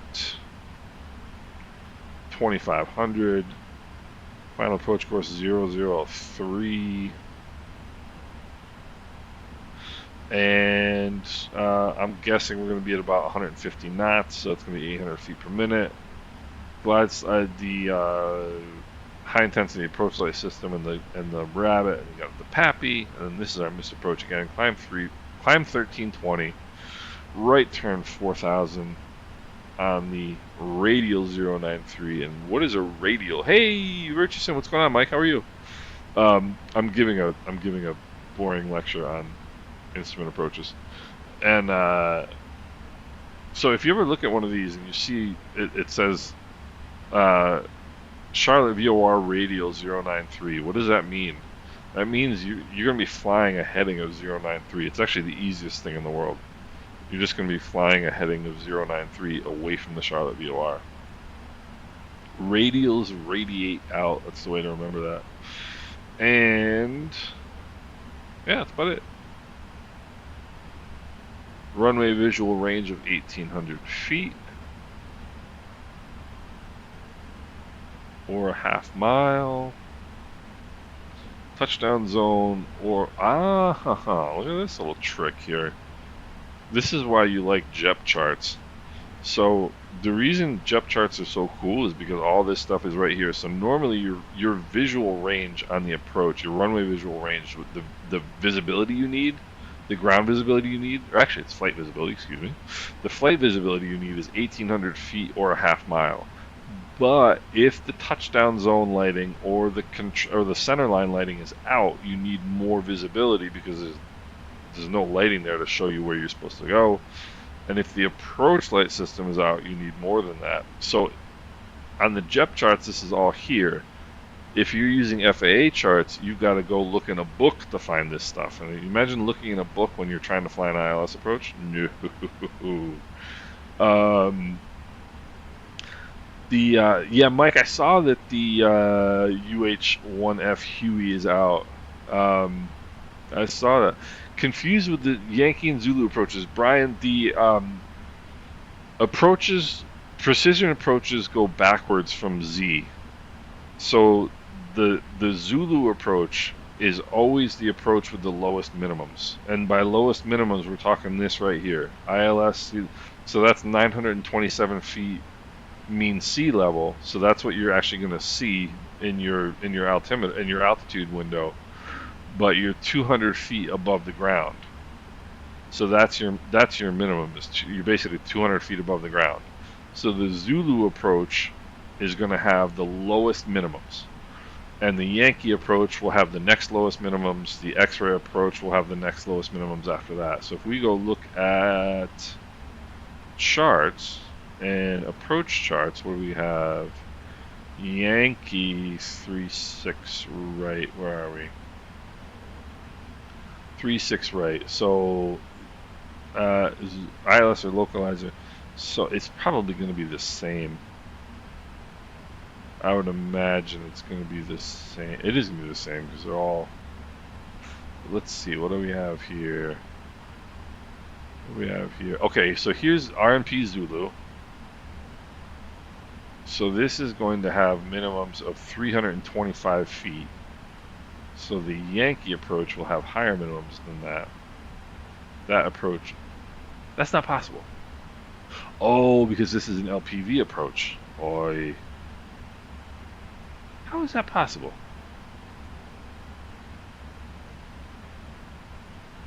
That's not possible. 325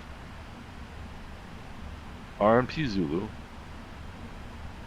I'm gonna miss the descent here. That's not possible.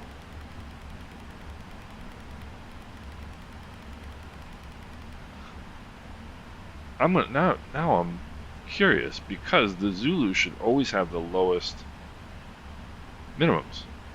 So why does the Yankee have lower minimums than the Zulu? That doesn't make any sense. An LPV approach, that's probably why. Because LPV is the localizer performance with vertical guidance. That's the best RNAV approach you can get, is an LPV. But why wouldn't that be the Zulu approach? Oh, because this is a GPS and that's an RNP. Anyway, that's the short answer. Is almost always the Zulu approach has the lowest minimums. I swear that's the first time I've ever seen a Yankee approach with lower minimums than a Zulu approach. Don't know why. Let's see here. Top of descent, 39 miles. Probably get the weather here in a sec. Is there an EVA Air? I do not believe so. There's nothing wrong with being a GA chap, Mike. And Jetty, this is an awesome airplane. It's absolutely awesome. It's awesome. And deep down, I think it's got like that effect of the, like the seeping below the windows on the outside is really pretty cool. Ed, I am not using that right now. The only reason is because I'm streaming. I never use any of the apps or anything, or the mods. The only mod I'll use when I'm streaming is the whatchamacallit, the frame gen mod. I did. So what? Oh, you're not supposed to do it 3 times. What happens if you do it 3 times? I've done it like 50 times. Let's see here. Oh, Mike, I didn't see that you released a new video, guys. If you like like-minded sim stuff as me, check out Virtue Sim's channel. He does great stuff for especially for VR pilots. Great channel. Difference between ILS Yankee and ILS Zulu. So, depending on, it should be that the Zulu has the lowest approach minimums. But of course, for this one, like for example, if we go to Miami, let's go to Miami. Charleston traffic 40 Echo Romeo 7 miles to the southwest. GPS RNP, GPS RNP, GPS RNP. Let's look at this. So there's the Zulu approach 277, the Yankee approach is 418. See, that should always be the difference. Here's the Zulu approach here is 318 above the ground, and the Yankee approach is 200. See, that one's backwards as well. I wonder why. I truly wonder why. Now I'm really curious. Alright, airports. Let's get some weather here. Yes, OEIBO, it is 100%. Thing is amazing. What did I set my altitude to, by the way? 11,000. Okay. Alright, Charlotte weather. It's going to be coming up here pretty soon. So, I mean, honestly, there's nothing to really tune or dial in or anything. It's kind of depressing. You know, you just kind of hang out. Yes, Brian, generally they're going to be the same. They may have like a different, let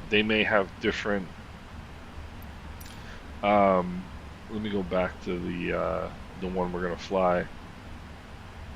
So a lot of them have what's called a T, like there will be, so this one has the initial approach fix right here, but a lot of them will have what's called a T. It'll have an initial approach fix here and an initial approach fix here, so there'll be 3 of them, and depending on which direction you're coming from, if you're coming from this way, you'll use this one. If you're coming from this way, you'll use that one.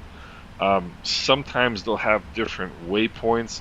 Sometimes they're going to use different, they're going to have different equipment requirements. Like, for example, this one has DME or radar required. So for this one, that's the Zulu, and you may have another ILS approach that's a Yankee that doesn't have DME required. So there's different equipment requirements for some of them. Because some of them are designed for 777s and some of them are designed for Piper Cherokees, you know. So it depends on a lot of things, but generally speaking, if you want the lowest minimums, go the Zulu approach. That's going to be the lowest minimums. But there's other little things, little differences that you'll see on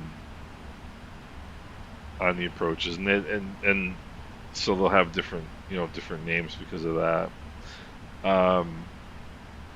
Let's see,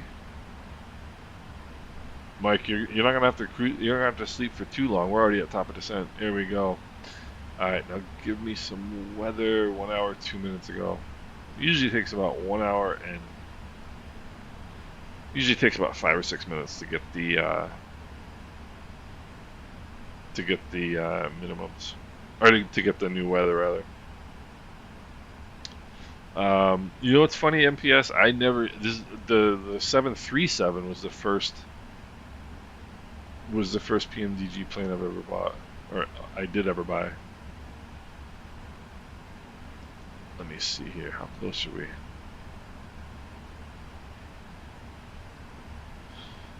So Charlotte approach. Oh, here we go. There's the.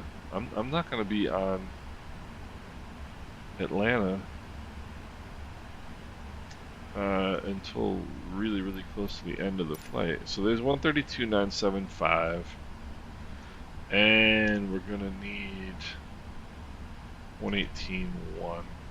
Jumped aileron 113 falls on board and 15,000 pounds. Southwest 1516, roger, and state intentions. So, I would like to say divert back to intentions. Atlanta. Story of my life. requesting, What are my intentions? Descent and vector. D-Dog, what's going on? How are you? Visual for 8 right. Southwest 1516, descend pilot's discretion, maintain 1000. Turn left heading 180. 180 and pilot position 1000 Southwest. So another thing. Southwest. Delta 1319 with you 4,200 for 8,000. Atlanta Center, Southwest I'm 47. gonna switch over to tower here real quick, ramp just 4 until they north, call me, so we information can vector still ready talk. Delta 13. 572, turn left heading 3. So if you ever get Isaac, this plane is amazing. It's a runway 36 center limit 570. it's a no question first day buy. I mean, if you like jets, if you like transport category jets, this is just the bomb. This thing is absolutely amazing. If you're on VATSIM and they tell you descend at pilot's discretion, you don't have to immediately start a descent. Pilot's discretion means pilot's discretion. So if you want to, if your top of descent is in 100 miles and they tell you to descend at pilot's discretion, if you descend 100 miles ahead of your top of descent, you're gonna be flying along at 240 knots for an hour and a half once you get down to below 10,000 feet. So if they tell you pilot's discretion, do whatever you want. Pilot's discretion, baby. That's why they call it your discretion. I see a lot of people, they get pilot's discretion, they immediately start a descent. You don't have to do that. Number 675, Foxtrot Alpha, runway 36, right left way. Alright, come on, give me the weather. 36 right, line up and wait, 7 Foxtrot Alpha. And the descent rate in this airplane is intense. I had descent rates of 4,000 feet going into Buenos Aires. 270, runway 36 right, clear for takeoff, 7 Foxtrot Alpha. And did you see what it just did? It just pitched up to slow itself down because it was over speeding because I wasn't paying attention.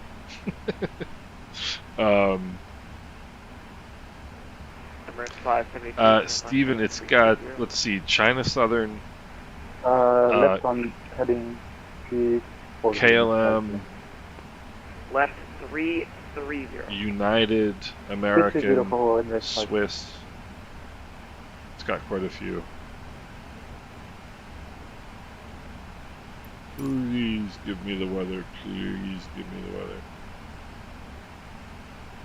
It's going to be somewhere around 3020, so we can start dialing that up.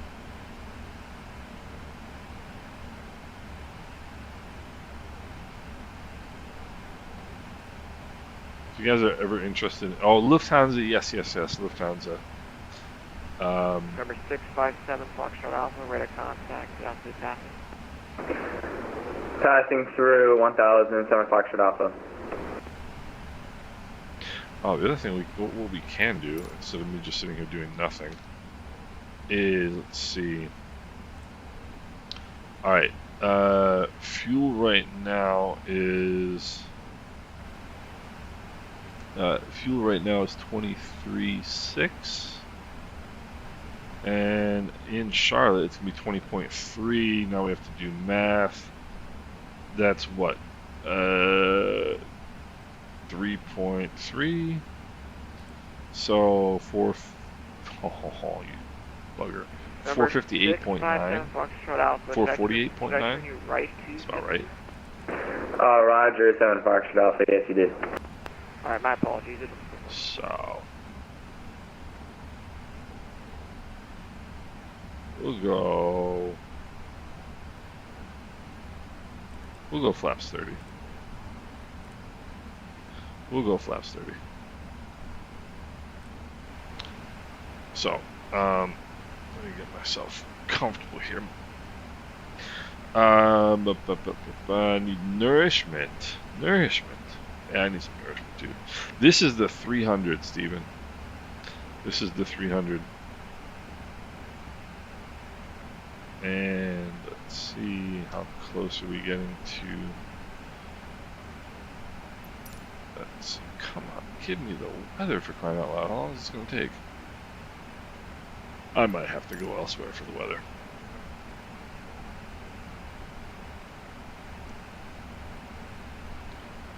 what is it? 20 on the nose. Let's see. Give me some weather. Give me some weather.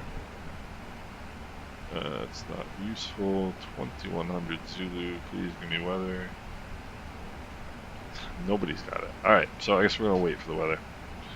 We are gonna wait for the weather. OEIDO, it is absolutely every bit of a detailed product, very, very much so. Yeah, D-Dog, that's absolutely true. It's absolutely true. It's awesome.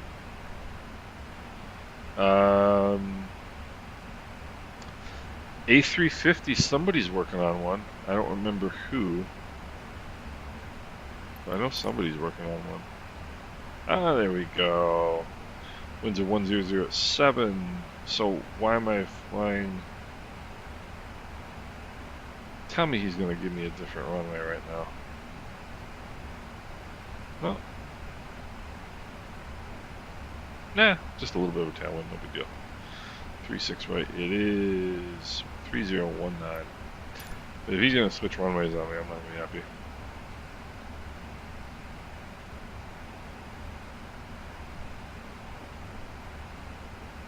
Which brings me to another any builds A350. Which brings me to another point when it comes to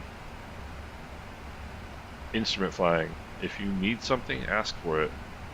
If ATC wants you to do something that you don't want to do, don't do it. Tell them what you want.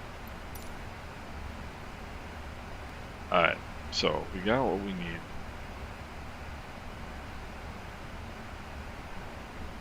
Other thing, okay, that's going to be Atlanta. Atlanta Center 132.975. You can't see That's going to be Atlanta. Over to 7 Fox Alpha. Alright, so what's the 10,000 at, oh wait, no, we're going this side. 6,000 at KT. So we'll bring this down to 6,000.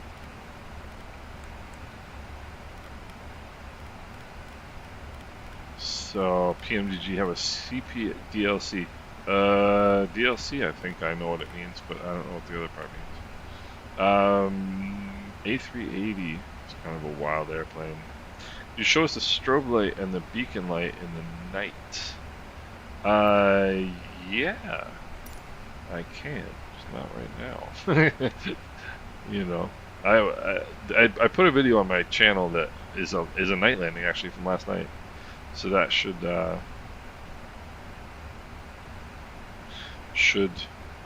satisfy your curiosity.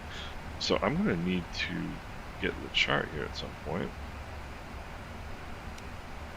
because I'm reading the comments off my iPad, which is where I usually have my instrument charts. So that begs the question,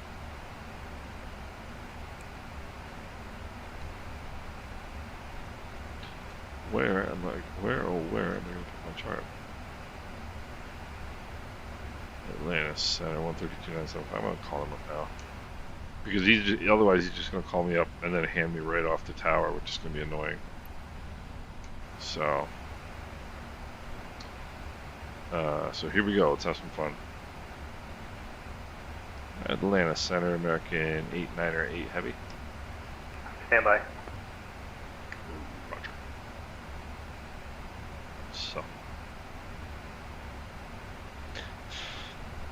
So yeah, Mike, I think you're about right. I think it'll probably be $80. I think. American 898 Heavy, Atlanta Center. Go ahead. Center American 898 Heavy. We are descending through 16,000 inbound Charlotte. American 898 Heavy, Roger, and no, stand by. American 898 reset transponder squawk 6047. 6047. Let's see here. Come on. Oh, yeah. 1, 2, 3, 4. That was really cute.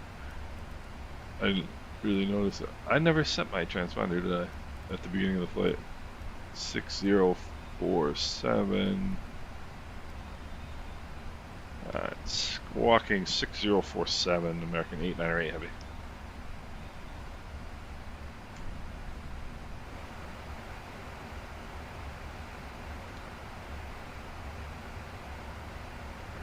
American 898, your radar contact about 60 miles south of the Charlotte Airport.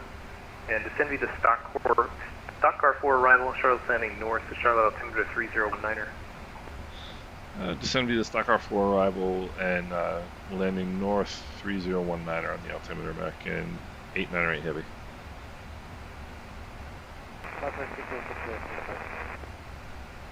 Southwest 1516, roger. You're clear to visual approach, runway 8 right. Atlanta Center, Delta 343 with you, flight level 350. Delta 343, Atlanta Center, welcome, ident. Beyond these messages about some radio. Oh, interesting. KR5s, I don't know that they're gonna. I don't know. I know they recorded these sounds, so. Delta 555, Jacksonville is offline. Radar service terminated. I've never been in the cockpit of a 737 or 777. Frequency change approved. Delta 565. Southwest 1516, speed, altitude, and heading are at your discretion. Do whatever you need to do. You're fine. That's awfully nice of them. Alright, I'm going to have to bring up the chart here, so I'm going to use my phone to read notes. Delta 2423, Atlanta Center, radar contact. Climb maintain flight level 340. Climb maintain 340, 20% increase. So my very first flight in this airplane was into Buenos Aires. So I'm going into $22, cross runway 8 right at Delta. an unfamiliar foreign country Foxtrot. airport with a good amount of ATC traffic. It was pretty funny. It was really pretty cool, actually. So, let's see. Probably be getting off Romeo. Just checking out the... American 1965, Atlanta Center, ident. Just checking out the... Delta 343, your radar contact 38 miles east of Dublin. I was just checking out the, whatchamacallit, the airport diagram so I could see. So they call this the stock car 4 arrival, that's what it's called. Interesting. Alright, so my vector is going to be 273. So may as well get ready for American that. 1965, your radar contact 49 miles south of the Brookwood VOR. And you can descend via the Gandalf to arrival. Atlanta altimeter 3018. Are amazing. Mike, you gotta drink faster, buddy. You know, it's a solution to that right there.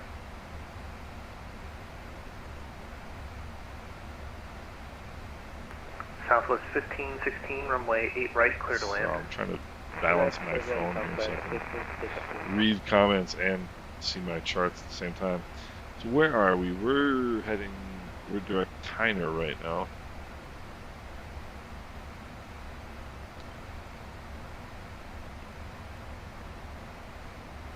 Timer, we're getting pretty close here actually. Alright, there's 10,000 feet. Alright guys, I gotta pay attention now.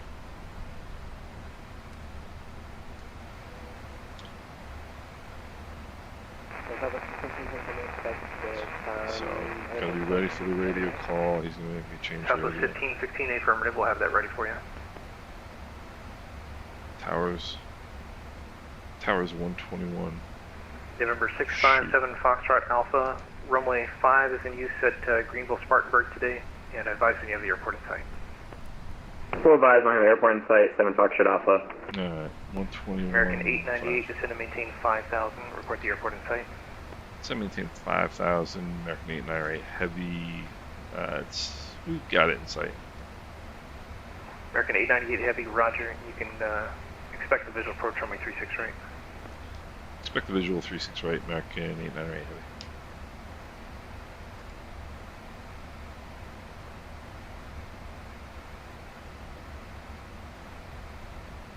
So now on my legs page, just in case it gives me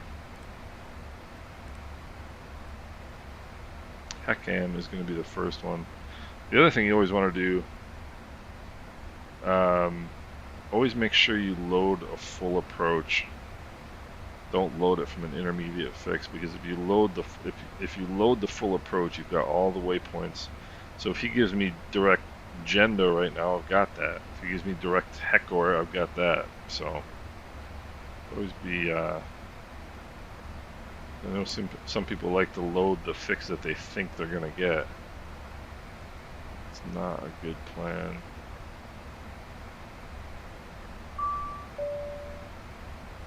Okay, cabin's ready.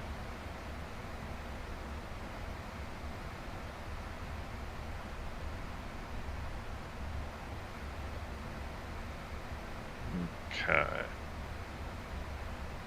Southwest 1516,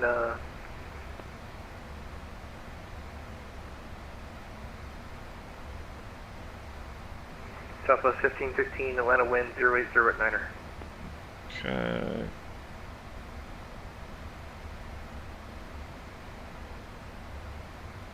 Coming back to 210.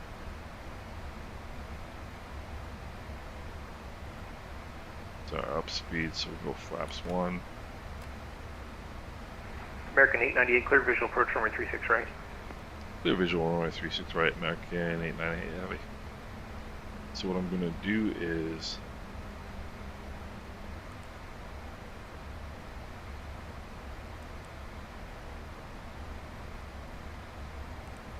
I'm going to give myself that turn to how do you go back up to Southwest 1516, runway 8 right, clear to land. I'll dial us down to the minimums. November 8351 Papa, say approach request at Chattanooga. Alright, 2500 is glide slope intercept. We'd like to RNAV runway 2 if possible for 8351 Papa. 8351 Papa, you can expect that. So we'll expect the RNAV runway 2. And I have a speed correction for you. I believe we saw 140 knots, and we're pretty consistent at 150. What? 8351 Papa. Number 8351 Papa, roger. And you're cleared direct PIDGO, that's Papa, India, Delta, Golf, Oscar, the initial approach affix for the RNAV runway 2 approach, and then cleared airport. Alright, localizer is alive. Why is it on 240 right now? Hey, can I get that direct to clearance It again, had please? dropped 8351 Papa. to something. 8351 Papa, amend clearance, clear direct PIDGO, it's Papa, India, Delta. Oh, maybe I'm spelling that wrong, stand by. Certainly seems to want to Nah, do too. number 8351 Papa, yeah, I had a smudge on my screen there. It's FIDGO, it's I'm Foxtrot, careful India, then. Delta, Golf, Oscar. Your dad was the first officer for Lufthansa, that's amazing. That is cool stuff. Roger, so clear direct to FIDGO, 8351 Papa. Affirmative, thank you. Yeah, this is what we want. Let's slow us down here, kids.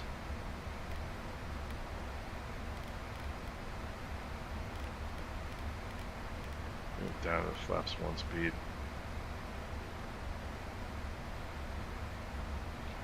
He's going to give us tower here pretty soon. Southwest 1516, the emergency vehicle should be at all the taxiway exits there. You can exit right, your discretion, and then just hold off the taxiway if you'd like to get checked out. So we got about 15 miles right now. Southwest 1516, affirmative, and when you clear the runway, you can just hold there, your discretion, and just let me know when you're ready to taxi to the gate. Localizer and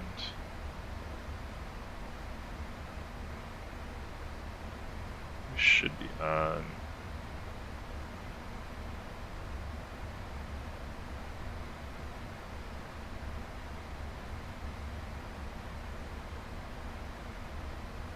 About 13 miles now. Lancer is 10 miles. Delta 2326, radar service terminated, Slope frequency change captured. approved, have a good flight. Thank you so much for that. Over to Unicom, Delta 2326. Have a great day. Yeah, no problem, see you later.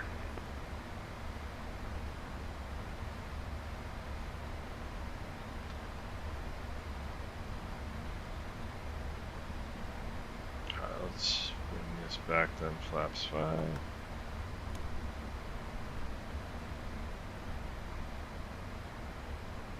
And we'll dial the speed back to 175. November 657 Foxtrot Alpha, the Greenville Airport, you're 12 o'clock and 10 miles. Report the field in sight. We're reporting in sight 7 Foxtrot Alpha. So we are about 10 miles.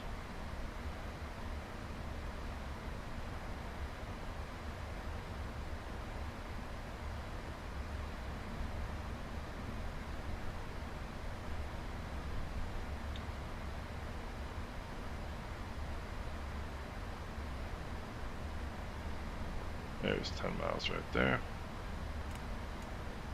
American 898, runway 36 right, clear to land. Clear to land, 36 right, American 898 heavy. Don't forget the heavy. Alright, we're gonna go. We're not slowing down, so we're gonna go gear down. Flaps 15. 2500. There's 2500 right there. Alright, speed brakes are armed. That reminds me.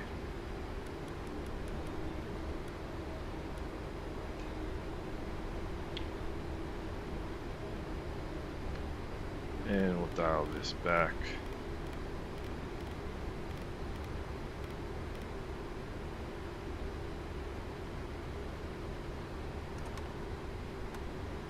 And we'll go flaps full.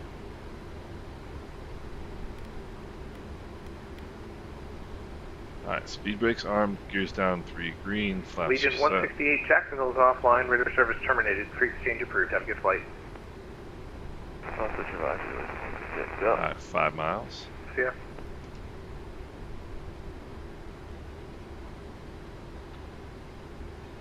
Let's go up to 4,000. Southwest 1516, you can taxi to ramp 3 via Echo. See, this is going to do an auto land again.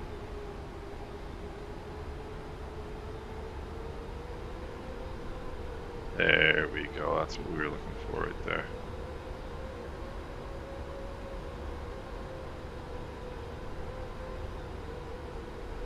Alright, 3 miles.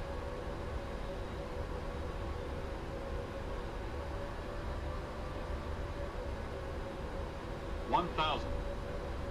Okay. Stabilized. Seven Foxtrot Alpha has the airport in sight. November 657 Foxtrot Alpha, runway 5, clear to land. Runway 5 clear to land, 7 Foxtrot Alpha. Whatever. Tell me something I care about.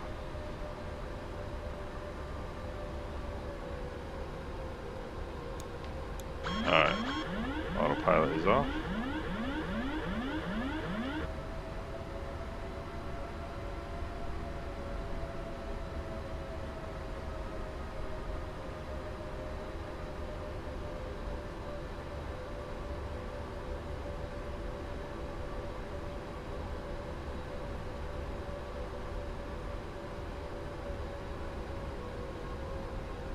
Approaching minimums. Minimums. 100. Sync rate. American 2674, I can only hear 50, carrier, check your 40, microphone. 30. 20. Sorry about that, American 10, 2674, flight level 370. American 2674, I got you loud and clear now, ident.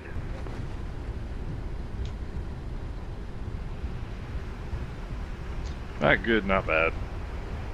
Not good. But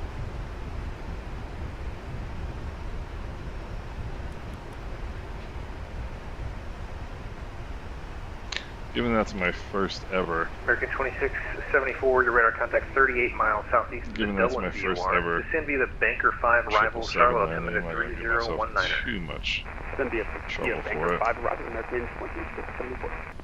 Alright.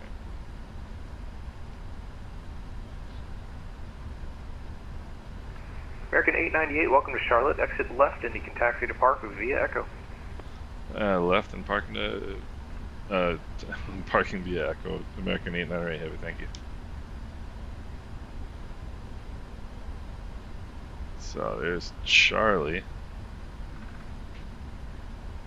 So let's make ourselves... American 898, sorry about that, it's via Charlie, my mistake, wrong side of the field. Roger, via Charlie for American 898 Heavy. That's more like it. I thought. So let's find ourselves a place to taxi to here. Alright, so my own personal assessment, nah, it was alright. It was gusty, and I let the speed get away from me, so I had to descend a little more than I wanted to.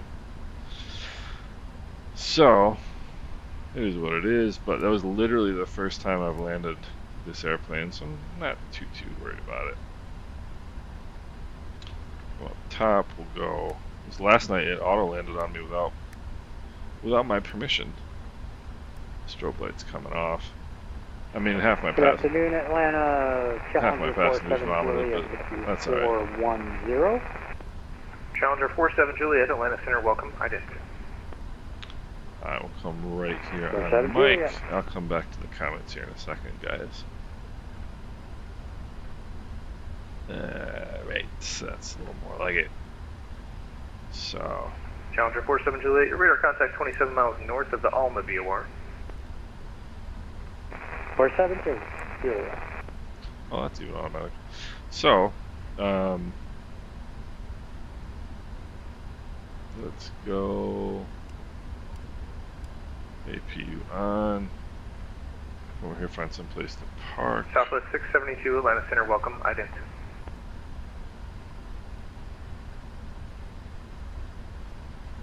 Let's see. What is a good place for us to park here? I suppose we have our pick, don't we? Trying to see what's a heavy stand here. November 8351 Papa, descend pilot's discretion, maintain 4000. At FIDGO, you're cleared the RNAV GPS runway 2 approach. I think we're just gonna come right in here.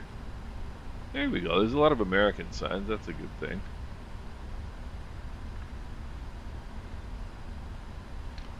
Like Southwest Charlie, 672, your radar contact 35 miles north of the rocket VOR. Charlie 11's gonna be our stand of choice here. Charlie 10. Probably not for this size airplane, but Southwest that's alright. 4713, affirmative, proof is requested, report back. So here we go.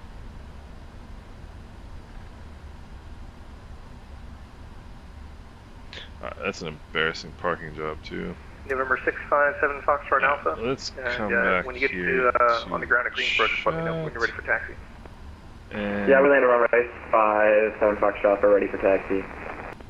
At 657 Foxtrot Alpha, you can taxi park your discretion. okay. Taxi park at discretion, thank you, 7 Foxtrot. Thanks for flying, see you later. Yes. And Atlanta Center, American 898 have is parked. We thank you for your help today. Have a great day. Thanks for flying, see you later. Okay, so now let me switch radio channels here so he's not That's in my ear. Alright, so we are parked poorly. I have a feeling this is the worst parking job in American history. It is. It absolutely is.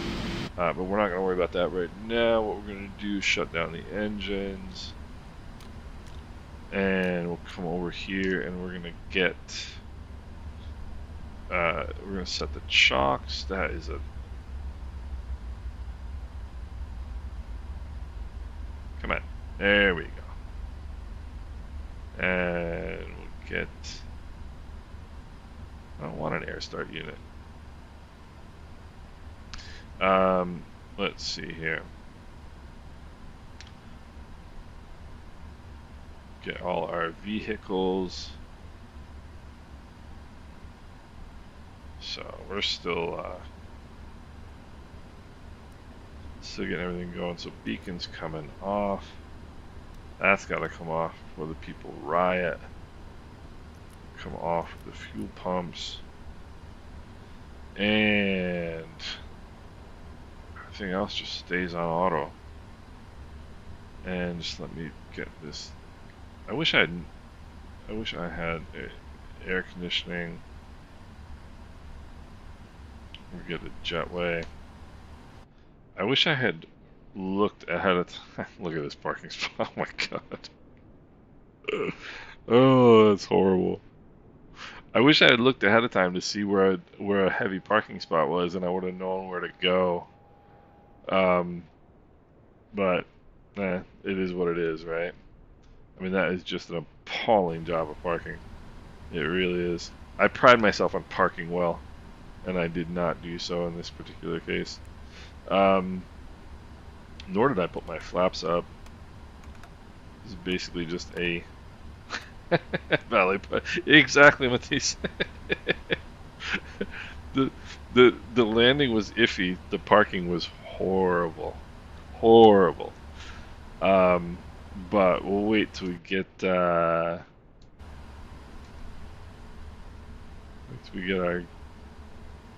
ground vehicles here. And this is what I think is one of the really cool things about this. Is all of the equipment in and around the airplane. I mean, this to me, I don't have GSX Pro, and honestly, like, I don't feel that I need it. I mean, I love, and you can see the animation of the door opening there, getting the passenger bags out. And these guys are wondering who on earth parked this airplane. I've never seen such a thing. But I mean, I just love the detail. Back door over here. I love the detail, and also sort of got in the jetway got in the way. But that's my fault. But I love the. I also really like the PMDG staircases right here. These, and you got the fuel truck over here. It's really, really cool. And welcome everybody to Matisse. And Matisse, I mentioned earlier in the stream, but I'll say it now that you're here. Thank you so much for this opportunity. It's an unbelievable airplane. You guys did an amazing job. And I'm not just saying that because you were kind enough to give me one. It's just incredible. So let's have a look here. Door management. Let's open them all. And let's disarm them all as well. So yeah, and everything goes back to kind of its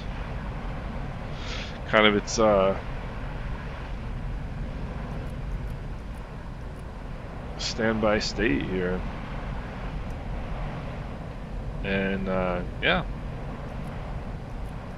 And I'll show you, actually, while we're doing this, let me show you real quick the other thing that I think is really, really cool about this plane. So we're gonna watch some people fall out the side because I opened all the doors. The turnaround state that I showed you guys at the beginning, this I think is really, really cool. So if now we start the short turnaround, which is 55 minutes, now it's going to start doing all the turnaround stuff in progress. Now let's see how much, let's just put an amount of fuel in. 45,619, let's just put that in. To see what it's going to do for us. So, turnaround 1%. And you're going to see now a couple other things start popping up. See the stairs, and then you're going to see a bunch of different things coming up as it's going to do this turnaround process to get you ready to fly in 55 minutes. It's really pretty cool.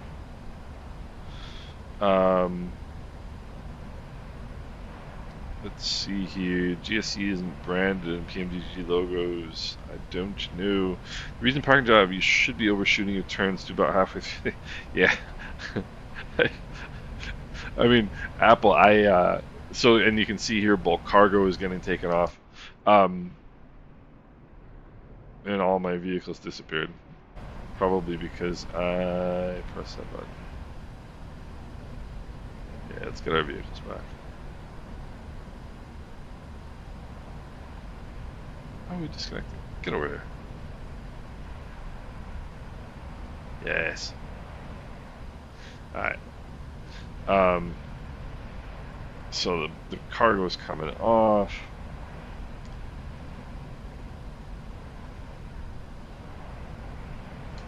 So, yeah, like I said, Apple Sheep, I am a real world pilot, and I am meticulous about parking. I can't. That's one of the things that I really try to do very well, and in this particular case, I did very, very poorly. And I'm getting some sort of jet noise from somewhere. Sounds like I have a window open. Let's disconnect from VASM. And let's see. Okay, so yeah, this airplane is a game changer. Different EFB positions around the cockpit. Yes, I can. There is this one over here. You can see the little cup there. And that one's actually pretty convenient, because this is the normal head position right here. To be able to look right over here and see your charts is pretty cool. The other one is the Boeing logo, and it's got the ghost hand. Yeah, valet parking. I'm gonna need valet parking. Hey, Buckman, happy farming, my friend. Thanks for joining. I appreciate it. I really appreciate it. Yeah, the jetway stairs combo, I totally agree. I love that too. I think it's awesome. It's. Oh, I think you were joking. I thought you were talking about the. I don't know quite what this covered walkway is called, but I really like it. I think that's a touch of class. Yeah, this parking job is just, oh, it's embarrassing. Alright, let's get back in the airplane here. I don't know what the other spots are. If anybody does, you can tell me and I'll move it around. Mike, thank you very much. Thanks for joining. I really appreciate it. Exo Toby, what's going on? Yeah, I mean, this is, and MG, you can do that. That's the cool thing about this. You can do that. You absolutely can do that. Do ground power here. And we can shut these all off. Turn these off. Turn that off.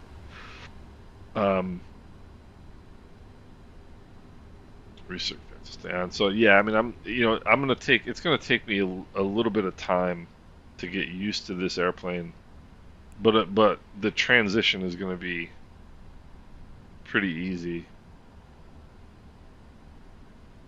given the fact that experience in the 737 will make the transition to this airplane very easy. It really will. Alright, and see, now you can see they're doing the water, they're doing the lav service, the cargo, air conditioning, bulk cargo, like they're doing all this stuff. And so what they'll do, this gets you turned around in 55 minutes. So I could go right now, have myself a hot dog, and come back and be ready to go in 55 minutes, and the plane will be all set up, ready to fly. Which is just amazing. Really, really cool feature. Matey, thank you so much. I appreciate it. Thanks for watching. 12-hour long haul flight. Yeah, I'm gonna do some. I am gonna, and I'll do them with without time acceleration or whatever it's called. I will absolutely do like real world long haul flights, because why not? What's the longest one? 2,100 hours. The RASS, I don't know what that is. Hot dog takes 55 minutes to eat. No, but if I eat 4 of them, it would take me 55 minutes. Actually, it would probably take me 10 minutes.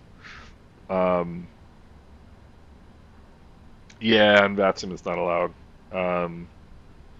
Evan Blakeman, how's the sounds on takeoff and landing? it sounds different than the 737. The 737, I was saying earlier, when you go from this view in the 737 to this view, there's like a punch. It's but I'm much more familiar with the 737 sound than I am with the 777 sound. Ah, see, now I understand why it took my vehicles away. See, what it's doing, it's actually bringing the stuff out in time to get everything off and get everything loaded, rather than what I did, which is just press one button and have everything just pop up at once. So when you do this turnaround mode, it's going to bring all of these, see that? See, this just came and showed up? It's going to bring everything little by little, as, you know, because that's how it works in real life. And everything will come and get attached to the plane and start doing its duty. This is another thing I noticed. You see this on the outer shell of the fuselage in real airplanes. You see the, I don't know, the weeping look, you know, of the dirt and the wind and the water, I guess, must be from the windows. But it looks really cool. I noticed that earlier. And yeah, it's just beautiful. And oh, look at this. Look at this. Check that out. How cool is that? Because I opened them. Apple Sheep. Everything that's gone wrong on this flight was done by me. The parking, the door opening. Everything that's wrong was the fault of the operator, not the fault of the look at this. This is great. The, like, you know, the wear and the they're really pretty cool. So yeah, I just hit the open all doors button, which obviously was not a real bright thing to do. But I'm gonna have you know, like I said, I've had this airplane for 24 hours, so there's a lot to learn, a lot to dig into. But it's just a cool airplane. And I think the biggest thing, to me anyway, is just how it feels hand flying. It feels very it feels stable, it feels predictable, it feels like it should feel. It's beautiful. Can you drop the landing gear when the engines fail both? There is, let's see here. I don't know where the emergency gear handle is in this airplane.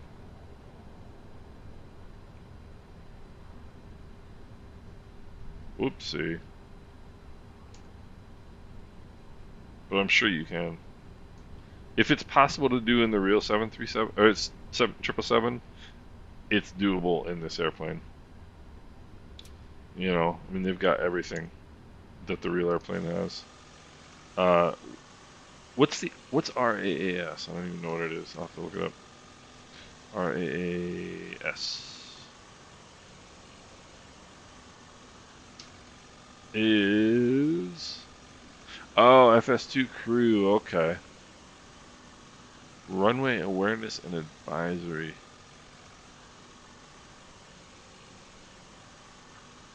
Ah, okay. Didn't know about that. Interesting. Robert Mendoza, how are you doing? Look below and right of the gear switch. Let's see. Below and right of the gear. Ah, there we go. There we go. That'll be it, no?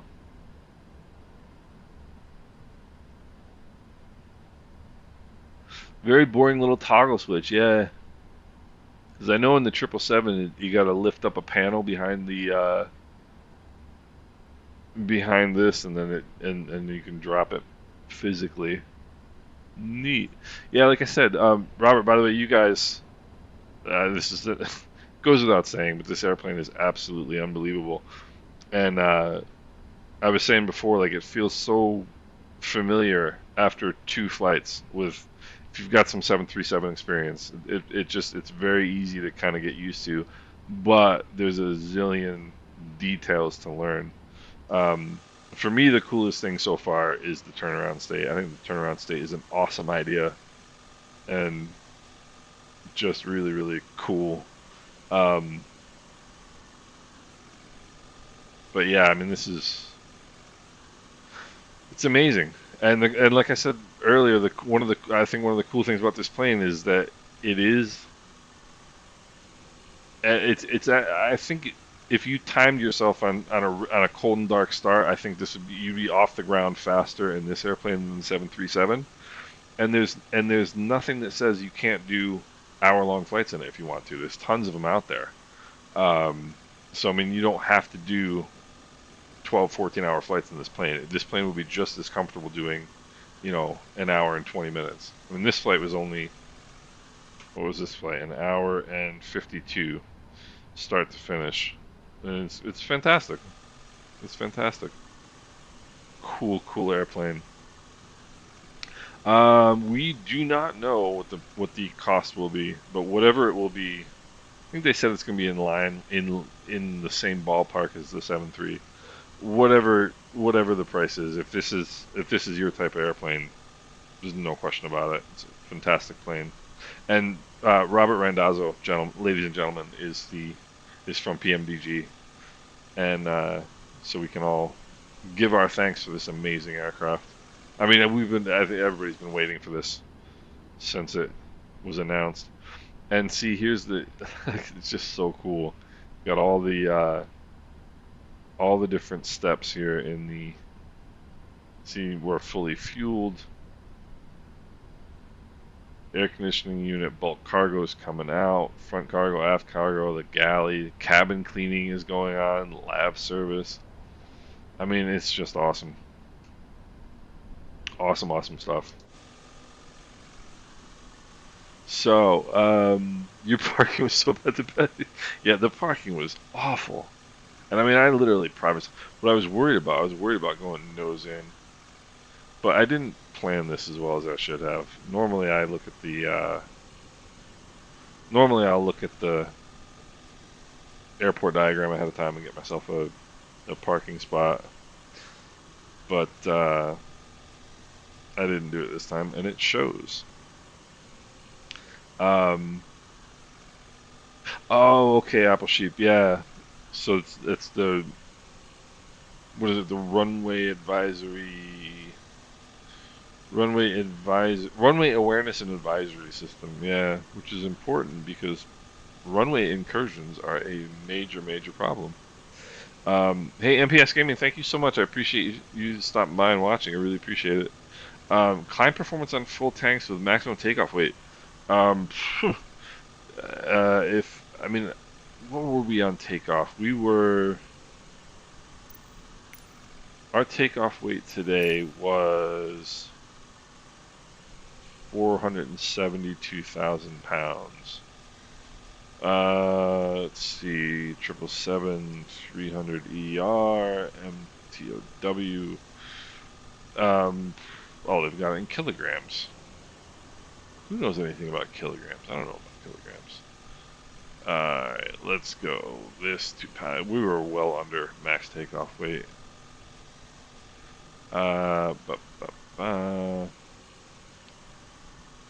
So, 775,000. Is that possible? Is that possible? 775,000 pounds is the maximum takeoff weight, I think. So we were way below max takeoff weight today.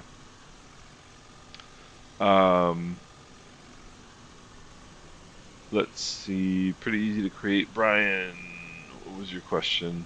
Oh, GSX profile. I'm sure, yeah, those are going to come out fast and furious for this airplane. Check out the rotor, no hydraulics right now. Yeah, I noticed it was pushed right early in the when we were sitting at the gate in Miami.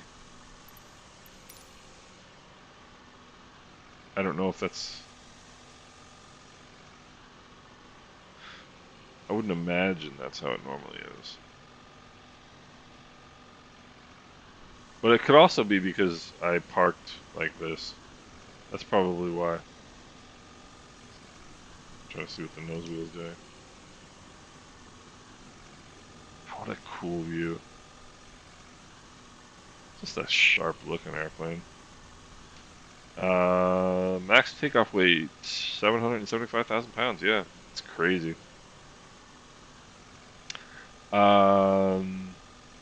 Yes, weather radar does work. The weather radar does work. It's the stock Microsoft Flight Simulator weather radar. Does it have a cam system? I don't know.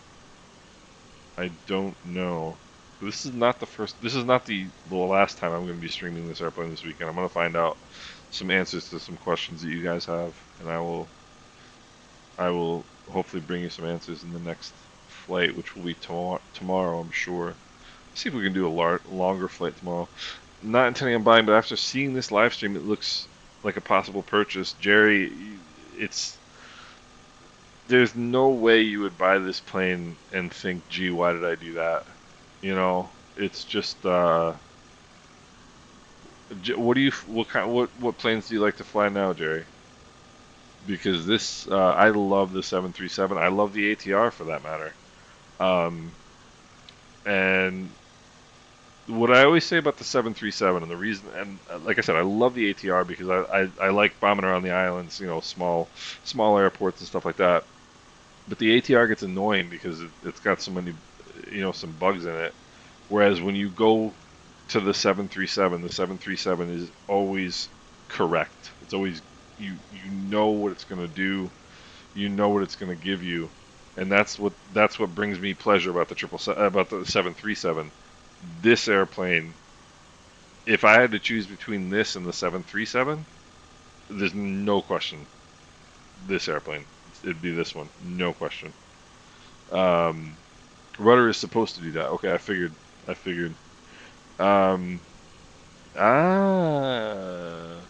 Interesting. Apple Sheep, you should join my Discord. I would love to. You seem to have a really good knowledge of this stuff. If you're not in the Discord already, join it. I'd love to have your knowledge in there. SimBrief profile. So SimBrief, I used just the standard 777-300ER. So it's probably not exact. You know, they've got the generic profile.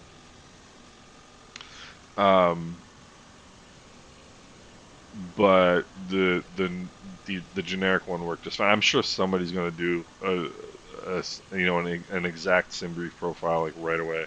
I think of other cool things I can show you guys. I mean, for those of you who know the 737, is just going to feel very familiar. You know, I love the fact. Let's see. Fuel pumps. Did I turn the fuel pumps off? I think I did. Did I not turn the fuel pump? Oh no, the forward fuel pump's supposed to be on. That doesn't. So that's okay. I feel good about that. Sight in the hangar paying rent. Parking brake is set. Weather radar is not off. I didn't turn that off. Other way. Maybe that's not how you turn it off. Let's see. Do I turn it off by hitting it? See, these are all the things that I need to learn. And see it, like I said earlier, it's like you have a co-pilot, because I don't know whether it actually does that in the real plane or not when you activate a button or you do some sort of action in the plane, that the system recognizes it and checks the checklist for you. But you get all these different checklists, and they check the things off as you do them. Let's turn the AI. So this is what on the 737 is the IRS, which is a really cool thing. Much easier to use in this. Yeah, see? Again, checked. Emergency lights. Let's turn the emergency lights off. Emergency lights off. Packs. Off. Packs off. And there you go. And somebody asked about the non-normal checklist before, the unenunciated volcanic ash. How cool is that? It's got the volcanic ash checklist. Let's see. The P3. See, Mike Zhao. I never flew jets before Microsoft Flight Simulator, so I never had any jets before this. The 737 was my first one. Hey, Apple, awesome. Glad to hear that. Oh, Apple, that's great because you have some knowledge to share, and as you can tell from my parking job, I need some knowledge. You can buy PMDG always. Buy my first PMDG in FSX times, yeah. Queen of the skies. You know, it's funny. I always I'm surprised I never did before Microsoft Flight Simulator. I always flew like Cherokees and things like that in the sim back in the days. AviaWorks will push out the virtual CDU. You know, I've got a couple of those actually, Brian. You totally reminded me about that. I forgot about those. I've got the one for the CRJ. I've got the one for the 737. My problem is I only have I don't have any. I have one iPad aside from my computer screen. So like it's kind of hard to get to have the CDU somewhere and then have like traffic. I need to get some more screens so I can have traffic on one screen, have the CDU in front of me, have charts on one screen. You know. So PMDG MD11. I don't remember that, but I wouldn't remember it. So anything else you guys want to say? Oh, you know what? Let's do this. How about this? Hold on. Alright, now, you're wondering what I'm about to do. Let's go.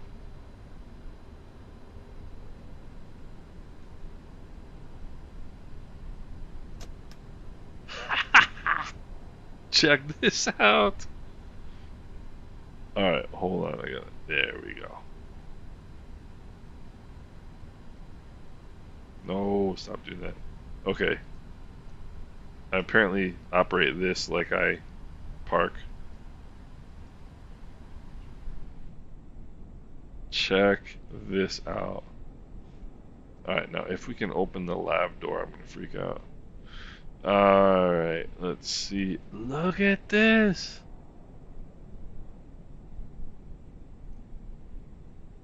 No way. Look at this. I mean, if it worked, I'd be shocked. So I'm not gonna, I'm not gonna say it like, "Oh no, it doesn't work." That's amazing. And look at this. Let me make sure I'm not gonna fall over. Oh, I can't go out. Well, either that or I'm blocked. One of the two. That is pretty amazing right there. Let's go. Whoopsie. Let's go this way. Oh, nice. Business class. Nice, nice. I love these seats. These are the best seats to sit in. Relax and enjoy yourself. Let's see here. Oh, and look, it's got the little remote control. It's got the seat controls. It's amazing. Let's see. It's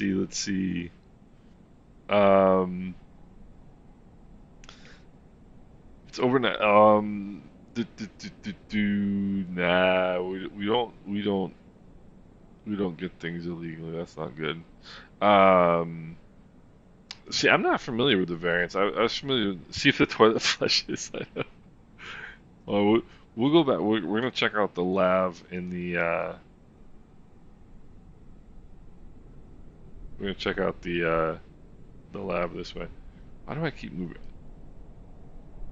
All right, let's keep going here. Let's go back into the section where they put me when I get on the plane. Look at this. I mean, this is one thing I never do. I know some people are really into cabins and they're like fascinated by it. Some people it's like airports. Some people get upset if you have a lot of detail in the airport, and some people get upset if you don't. Um, I'm kind of either way. The door does not open, but let's see. Maybe it's occupied. Maybe that's why it won't open.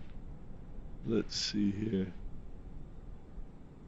Oh, it's occupied. That's why the door won't open.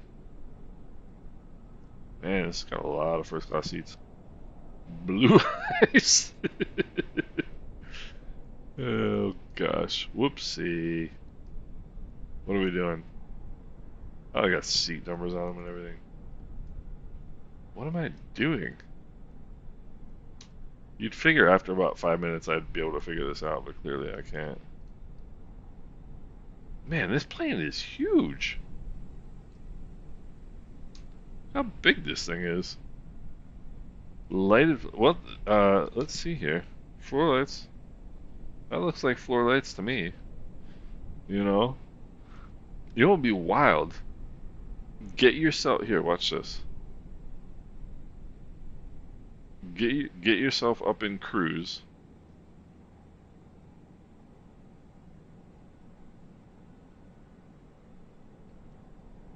And then just come back here. I don't like these seats when you got one that you don't have a good window or you have to lean forward. So my next flight, I'm definitely gonna come back. Look at that. I tell you what. Blue ice, that's hysterical. You can operate the floor lighting from the cockpit. That's right. As a matter of, I forgot about that. I saw that. That's not good. Let's see. Where was it again? Not in ground. No, it was in menu, FS actions, cabin lights. Let's see, is it here? They come out if you lose all source power as well. No way! Overhead panel up high. Alright, let's see. Oh, that's right. Let's see here. No, that's not it. I'm too high.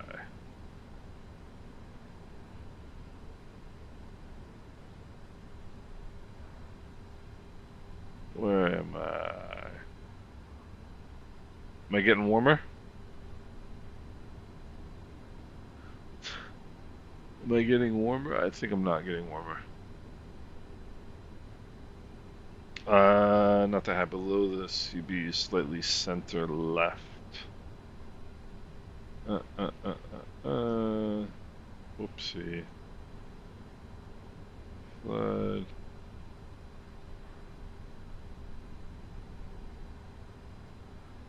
I'm missing it. Slightly center left. Josh, when did you...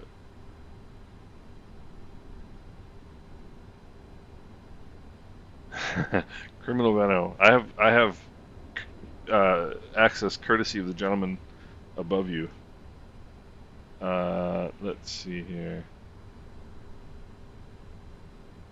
Emergency lights, landing gear. No, these are all fuses. Above window heat. That I can find. Let's see. Let's try this again. Above the window heat. Right there? Somewhere. We're getting closer. We gotta be getting closer.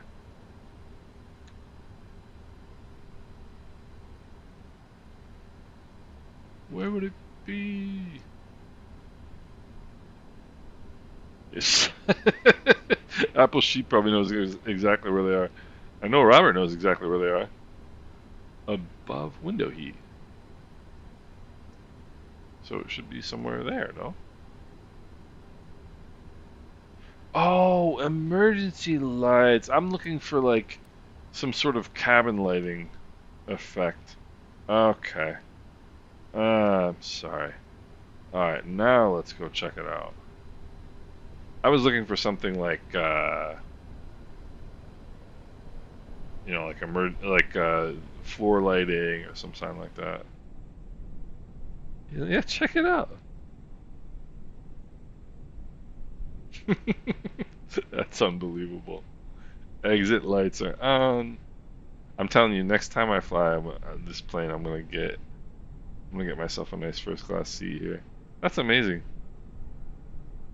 Absolutely amazing.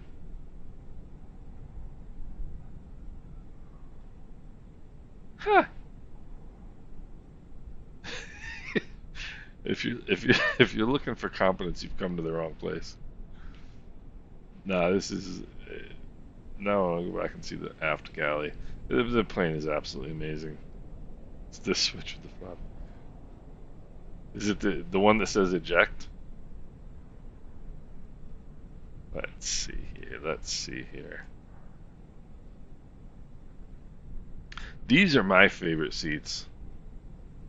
You get we got these on. Well, not the one with the.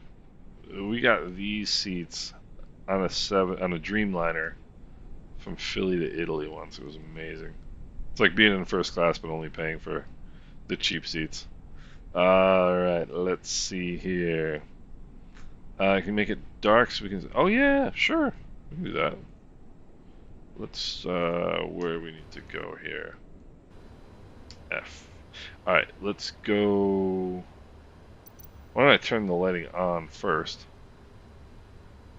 Because if I don't, I mean, I clearly can't find the. That's a good idea. I'm glad you thought of that. So we'll turn those on, and we'll turn this on. And let's make it dark outside. That's a good idea. I'm glad you thought of that. Let's go. It was a really bright moon last night. So here we go. Here's cockpit lighting at night.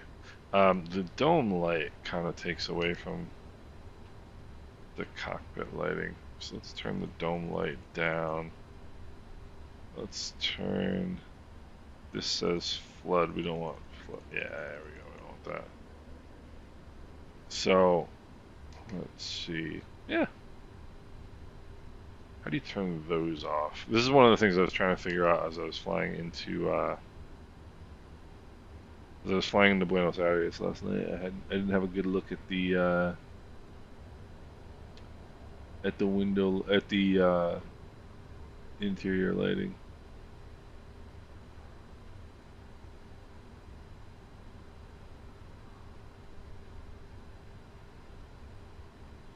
Alright, let's turn everything down here. If anybody knows how to turn down those, oh, probably because I have the emergency lights on. There we go. Now we're talking. So, take a look around here.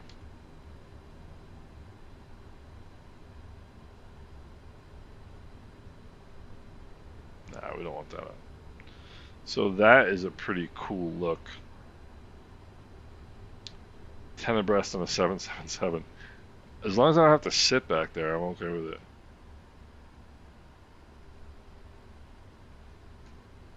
Let's see here. Let's turn down.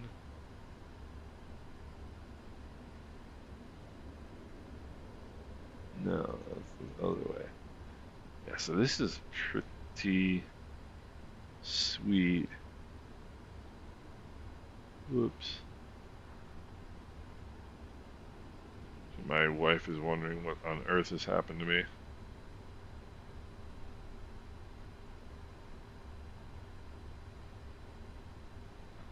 So this is the night lighting. 777, 777. So yeah, like I gag when someone doesn't. Yeah, this is. I mean, it's just sweet. I'm glad you asked this. I love the night lighting. You can see the exterior lights. I love airports at night because I love the blue taxiway edge lights. They're so sweet. Alright, let's see what everybody. Can you open the overhead bins? I don't know. I don't think I think the 777. They're coming out with the latest one pretty soon, right? The X. Or they already have it. Flashlight app, great in the dark. I remember the flashlight app early on. Yeah, Jerry, I know what you mean, man. But economies of scale. Economies of scale. But yeah, I mean, this is pretty sweet. Etihad 777, that must have been cool. Abu Dhabi to Manila.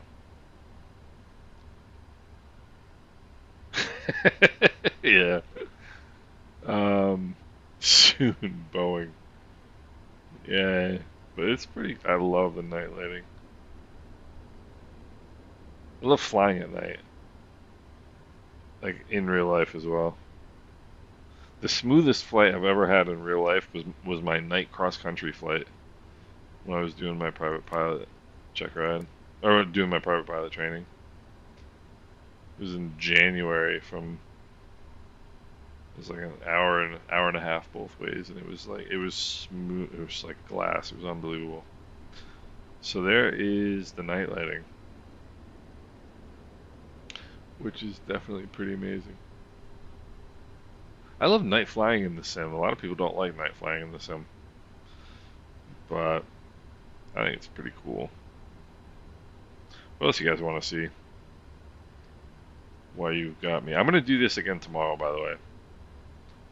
Well, if you guys have any suggestions for flights you want to see, hop in the Discord and let me know what you guys think. Would be a cool flight. Yeah, Mike, we've been flying for so long. It's dark out now. It's unbelievable. Unbelievable. Oh, I wonder how our turnaround is doing. Let's see how our turnaround is doing. 71%. Nice, nice, nice. We've got 15 minutes left.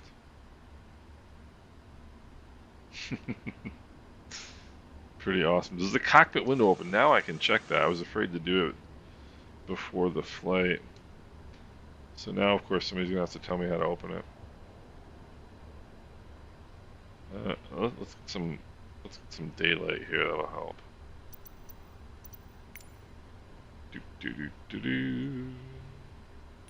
Alright, now. Does it involve this thing?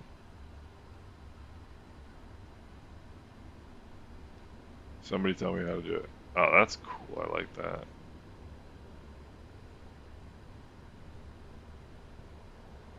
Cockpit window. It's kind of open. How? Alright, somebody give me some instructions. Cockpit window opening. Okay. Oh, I turned down all the brightness on all the screens. I have my PMDG instructions. Slide the clipboard aft. Okay. Ah.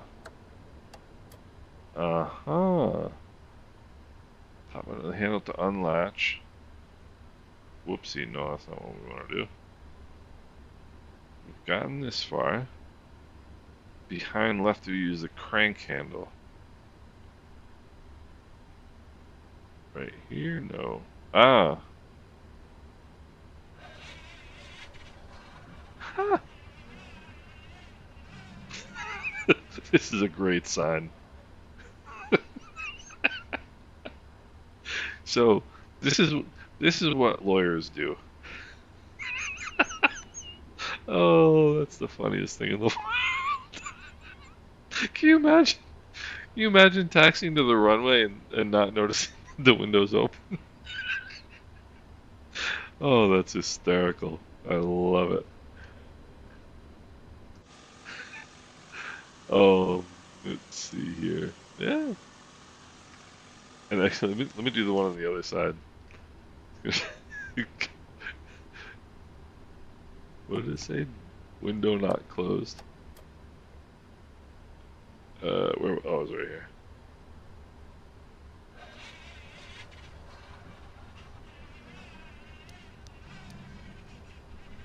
Everybody keeps asking me to press the pen buttons. The pen buttons work.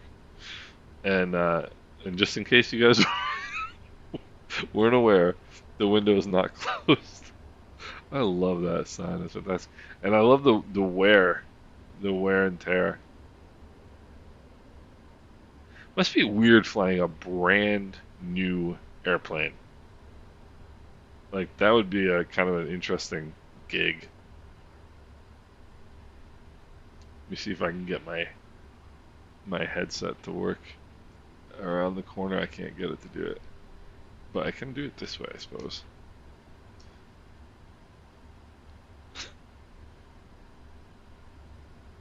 Oh, okay. Hold on. Now let's see. There we go. Look at that. Look at the detail on this. Look at the detail on this. It's amazing. How many people do you think are ever going to notice that? And it was done. Amazing. Whoever did this, Robert, tell them they did an awesome job. Yeah, pilots are easily distracted. That is that is absolutely the truth. Do not hold or prop stowage door open while taxiing or towing. Well, that seems like a reasonable recommendation. You know? My my favorite part of the plane so far is...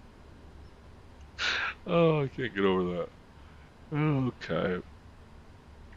I mean, even like these, I mean, that looks like an electrical wiring. I mean, it's. I'm telling you, I love it. I really do. The detail is impressive. Boom mic headset. I want to get one of these headsets too.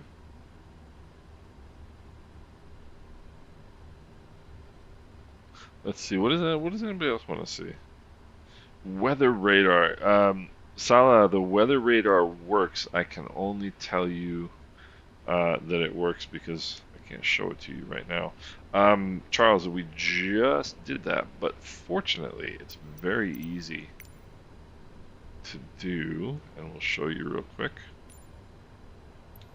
There we go. Got some cockpit night lighting, and I didn't start this one up earlier.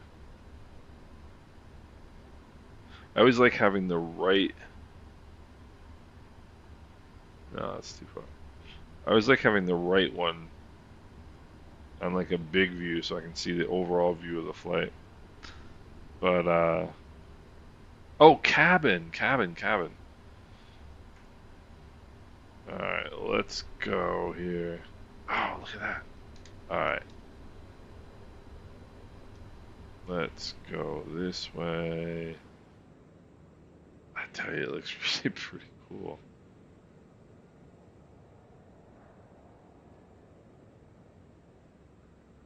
What am I doing? No idea. Passenger cabin. Yeah. So let me turn around here. I mean, how realistic does that look? I've seen that scene in airplanes. The lighting is just awesome.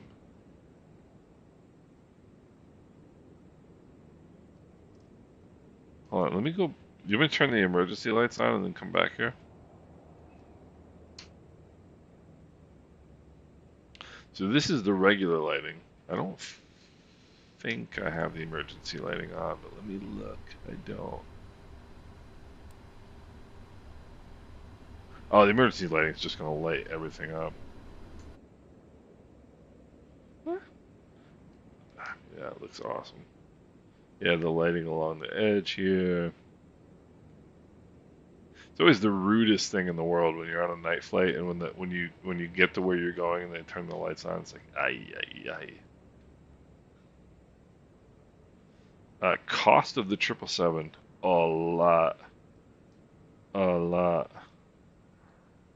I don't think there's a more capable airplane really in the world. Maybe the 350. I mean, the 74 probably does as long a route, or can do as long a route as the 777, but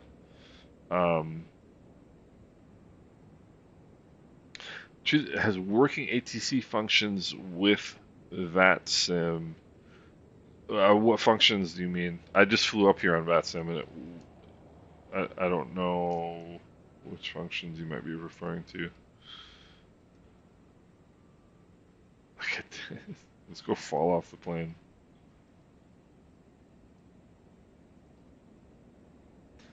Yeah, Jeff.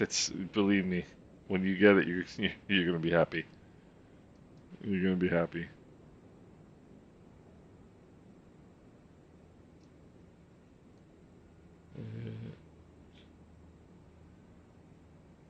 I mean, it just looks awesome. Just looks awesome. How about those really big ones, 77? Let's see. There's a way to control the color of the lighting as well. FMC, I don't know. Let's see here. Let's see. Oh, the color of the lighting for passengers. Let's see here.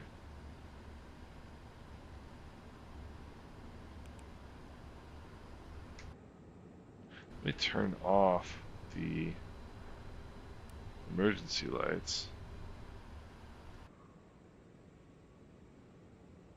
No smoking sign. That's awesome. Oh, wait, now we gotta go look at the seatbelt signs. Yeah, I mean, it's exact.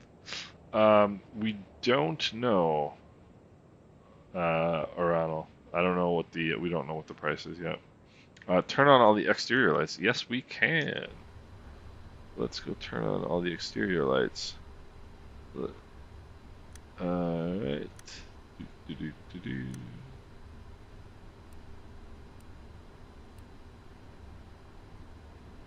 I might have to turn on. Oh.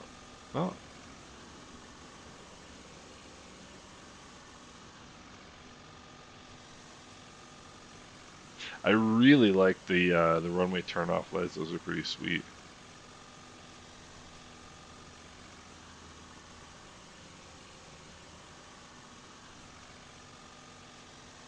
I actually can't, and now that I'm doing this, I cannot wait to fly this thing at night. Colored lighting is currently controlled automatically only, eventually be controllable on the touchscreen in the cabin. So the touchscreen in the cabin is going to come to life. Amazing.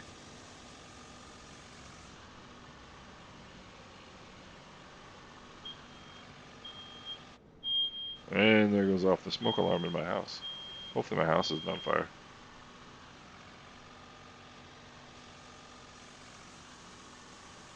Look at that. How cool is that? And did you know that the green light on the right wingtip and the red light on the left wingtip, they got that from ships? The coloring and the only way I can ever remember it is the right. Red is not right. It's the only way I can remember it. You would think they would put the red one on the right side. That would make some sense. But they didn't. But the whole point is to know if you see only a green light coming from the side, if the green light is on the right side, you know it's going away from you. But yeah, it looks pretty sweet. Change it to auto. Yeah, Apple, I know. That's that's one thing I always think of when I'm taxiing in the park. This is literally the worst parking job I have ever done on an airplane. Um, it's horrendous. But I'm always aware of that, making sure you turn off the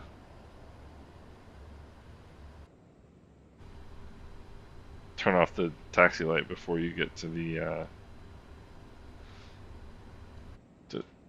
to yeah, Basil. Red is not right, exactly. That's the only way I could remember it from my private pilot. Where are we here? Let's go back here. What did everybody taxi cam? Where are the taxi cam lights? Where are the taxi cam lights? Basil, thank you so much. I really appreciate that. I'm glad it was helpful. I'm very glad it was helpful. Thank you so much. I think some of them do, Mike. I think some of them do. Um, but let's see. What other kind of interesting things can we do? Let's check on our turnaround. Turnaround is 96% done. And again, this like you'll see the the baggage handling equipment is moved. All this stuff is gone. The fuel stuff is gone because we're getting close to turnaround. So you can I mean, it's just that's a really cool feature. Loose filling over my head. Where do you turn it to auto? Which one? Which one do you want? Oh, taxi cam lights. Let me see here. This taxi lights. There's the. Oh, we got. Oh, yeah. Why are we not doing that? Only. Oh, okay, Charles. Why did I not turn on the logo lights and the wing lights? That's just silly.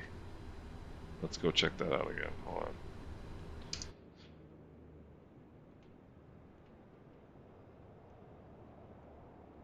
The logo light is.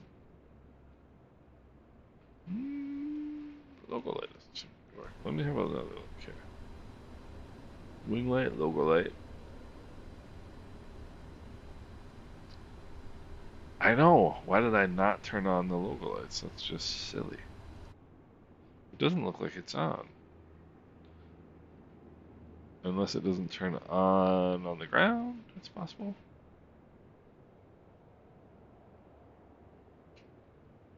Wing light is definitely on. Is it shoots? That's the wing light right there.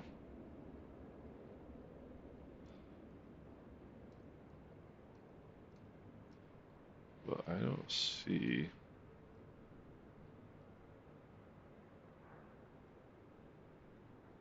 I don't see the logo light.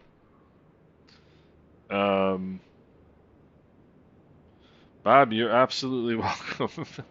And we will see each other Sunday. After the Spanish Grand Prix. After the Spanish Grand Prix. So, A330 driver is going from Everett, Washington to where? Some of Brussels? Something like that? In his stream? And I think my stream is going to be just as long as his. The only thing is, we'll be in my stream. We were on the ground for 4.5 hours.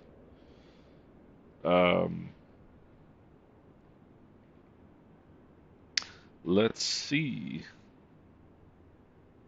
There's a light. Oh, okay. That looks sweet. This airport's actually pretty nice. I like Charlotte Airport. It's one of my favorites to fly through. Let's see here. Let's get some light back on the subject.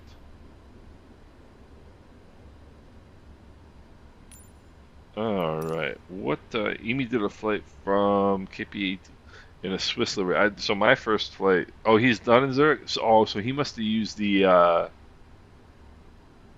He must have used the time, whatever.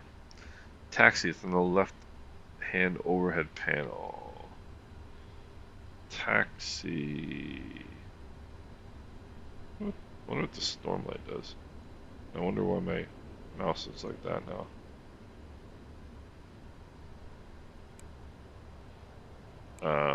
Let's see. What are we looking for? Can you turn the interior cargo hold light? I can't find my kids again. Oh, that's great. Okay. I see. I thought he was doing a stream from Everett, Washington to Switzerland. I was like, dude, mad props for that. Let's see. It says taxi. The only taxi light I see is this one. It's the only taxi light I see. Glare shield panel. Though. Turn all the lights off. I'm wearing down the batteries. But yeah, so I need to look at me schedule for tomorrow, and we'll do this again. If you, like I said, if you guys have any suggestions on a flight you'd like to see, could be Europe, could be wherever you want to go. Wherever you guys want to go, I'm game. I'm definitely up for flying this plane and doing a little bit more of a flight. Camera lights. Wonder what that is. Antarctica. We're not doing Antarctica. That's the one suggestion that I'm not going to do. It would be kind of fun. You know where I want to fly to, actually, speaking of Antarctica, is Ushuaia, on the very, very, very, very south tip of South America. That's one of the places I want to fly to. What am I looking for? Camera lights. 777. What is that?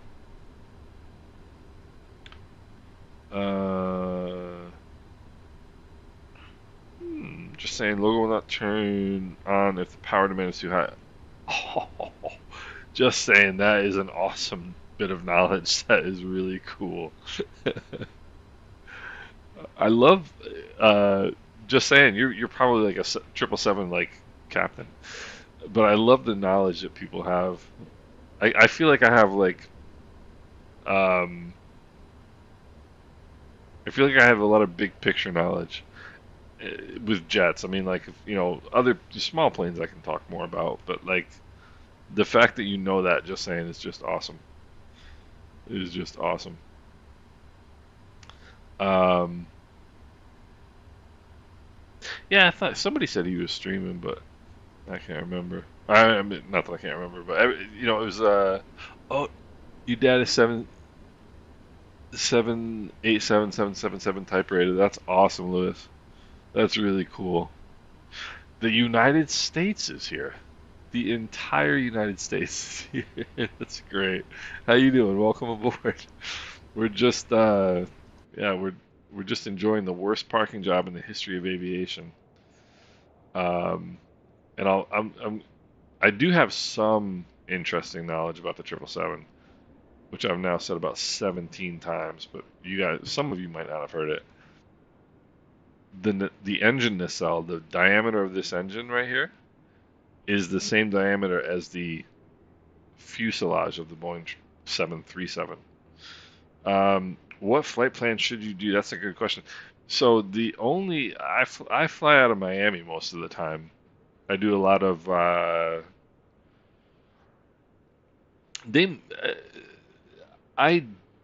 doubt that's a common type rating, Apple, but a lot of guys who a lot of guys who were 777 pilots step up to the 787.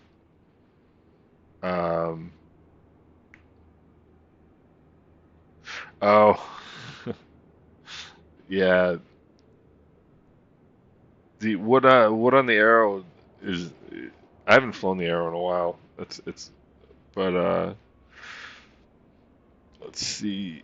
Only consider tape rating. Okay, yeah, and I wouldn't think it makes a lot of sense to have it a common type rating. They're quite a bit different. But yeah, Europe, the EAA and the US and the FAA do things a lot differently. 3 months of the year in the Dominican. We have friends here in town who do that, who live in spend some time in the Dominican. You probably know them, for that matter. Guy's name is Butch. He's a really nice guy. Owns a lot of property down there. But yeah, the 787 and the 777 are fly a lot of the same routes. So that's kind of, I'm sure, where the idea of a common type rating comes from, is those similar type pilots. But what I was saying was I fly out of Miami a lot for American Virtual Airlines, and one of the routes they do is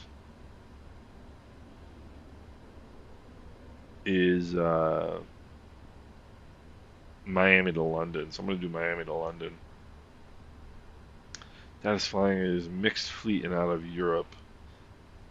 Mixed fleet out of Europe would be perhaps it's got to be either Air France or Lufthansa. Are either of those two guesses correct? Island Sim Pilot, first you gave me myself an FPS boost video, now you're showing the 777. Well, thank you. I mean, the only reason I get to do this is because you guys watch. So thank you. I appreciate it. Exit volcanic ash as quickly as possible. Consider a 180-degree turn. The 180-degree turn is an underrated maneuver to get out of trouble, regardless of what's going on. Middle East. So that would be either what? Emirates or... I'm trying to think. Okay, what do we do if we have a tail strike? Because I'm probably going to do that at some point. Both outflow valve switches manual. Hold open until the outflow valve indicates show fully open to depressurize the airplane. Yeah, I was going to say the next line is going to be find some place to land. Royal Jordanian. Emerson, Qatar. Emerson have 787s. Man, Apple Sheep. I'm gonna hand things over to you. You know a lot. That's awesome. Lufthansa Cargo. Lufthansa Cargo is a good time. So the three virtual airlines that I fly for, American Virtual, Qatar. Okay, American Virtual, Deutsche Lufthansa Virtual, and my own, which is Caribbean Virtual. But one of the things, so actually speaking of this particular airplane, one of the things that I've always wanted to do is do more flying in Africa, but the problem is there's not a lot of routes for virtual airlines that are like intra-African routes, you know what I mean? Like you've got to fly from like, London to Cape Town, or, like different locations on Africa, but you've got to fly there from Europe. This is the plane to do it in, and this is the plane they do it in. It's awesome. So, well, now I've got the window open, I can release gas. But so I think that Mrs. Island Sim Pilot is getting hungry, and I'm getting hungry too. So I might wrap it up here, as much as I don't want to. Let's have a look over here before we do.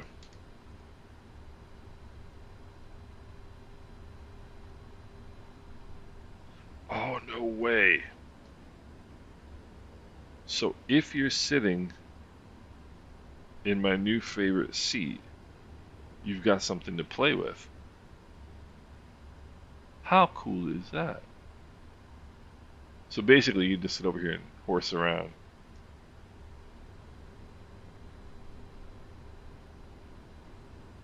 Yeah, I like this seat. I like this seat. It's amazing how big this cockpit is. Is it a good plane? Jetty flies. It is an amazing plane. It's an amazing plane. I don't think. Let me not say that if it's not true. Hold on. PMDG Ops Center. Let's see here. What do we have? So liveries for the 777. We have Air Canada, Air France, American, British Airways, which I'm sure gonna fly, Cathay Pacific, China Airlines, China Eastern Airlines, Emirates. Oh, they do have Emirates. See, Japan, KLM, Korean Air, Philippine Airlines, Qatar Airways, Singapore Airlines, Swiss, Turkish Airlines, and United Airlines. That's awesome. That's awesome. So we've got what? 14 liveries. 14 liveries. Wing View. Ben Calhoun, you got it. Wing View. Alright, so that's the one I've been enjoying the whole time. Let's go through the whole kit and caboodle here. Let's go. There's that. That one's alright. Not that exciting. This one's pretty cool. This I kind of like this view actually. I like that view. Let's see. Jetty flies. If anything, I think it's better on FPS than the 737. It's very, very smooth. Very, very smooth. Performance was excellent. There's a wing view. Greg, you're very, very welcome.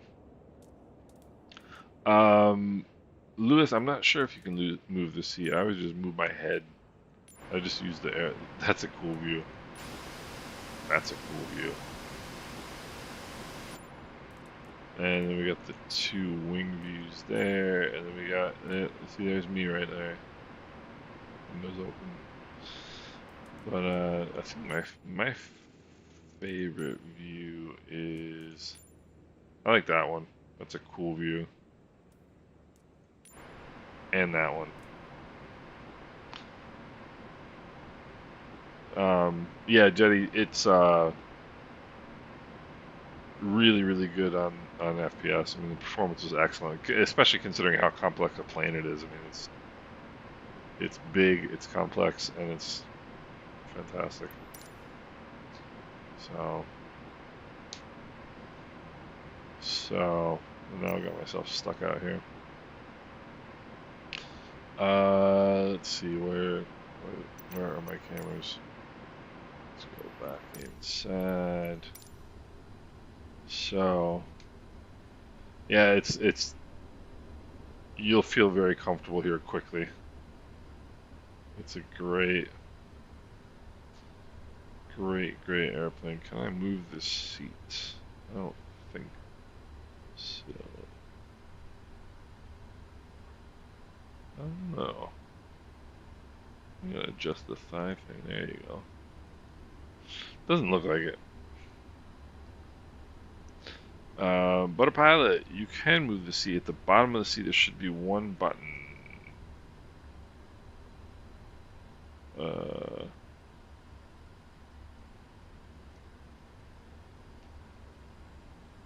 Let's see here. Let's see here. Any buttons? Well, in any event, I think been about going on 4 hours. I should probably get going, guys, and go get some dinner. But thank you. First of all, thank you to PMDG again for letting me do this. It's been a hoot. I mean, it really has been. And lots to learn, but like I said, it feels my coffee. Lots to learn, but like I said, if you're familiar with the 737, you're gonna feel at home here very quickly in this airplane.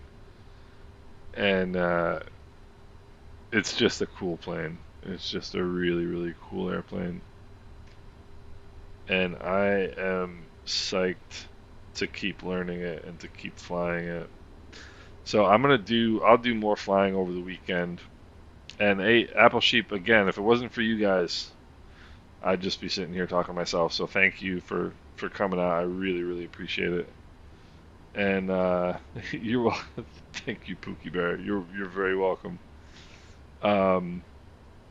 So again, thanks to PMDG for letting me do this. I really appreciate it. And thanks for you guys for coming out. It was awesome. And we'll do this again tomorrow. I'll let you guys know what time. If anybody who wants to come check in on the Discord, it's on the my YouTube channel. There's a Discord link. Come on aboard, and we fly every Wednesday, Friday, and Sunday. We do like small plane group flights. But we'll be doing some more flying in this plane tomorrow, and some more flying on Sunday. So, hope everybody has a great rest of your Friday, and thank you again for coming out. I really appreciate it. Hope everybody has a great rest of your day. And I will leave you with this beautiful view. I should just leave this streaming just like that. People can look at it. Lewis, thank you so much. I appreciate it. It was nice. It was nice to talk to you. I appreciate you dropping by. I should just leave it right like this and go have dinner, because I'm sure people will want to come and look at it. But all right, guys, everybody take care, and we'll talk soon. Bye bye.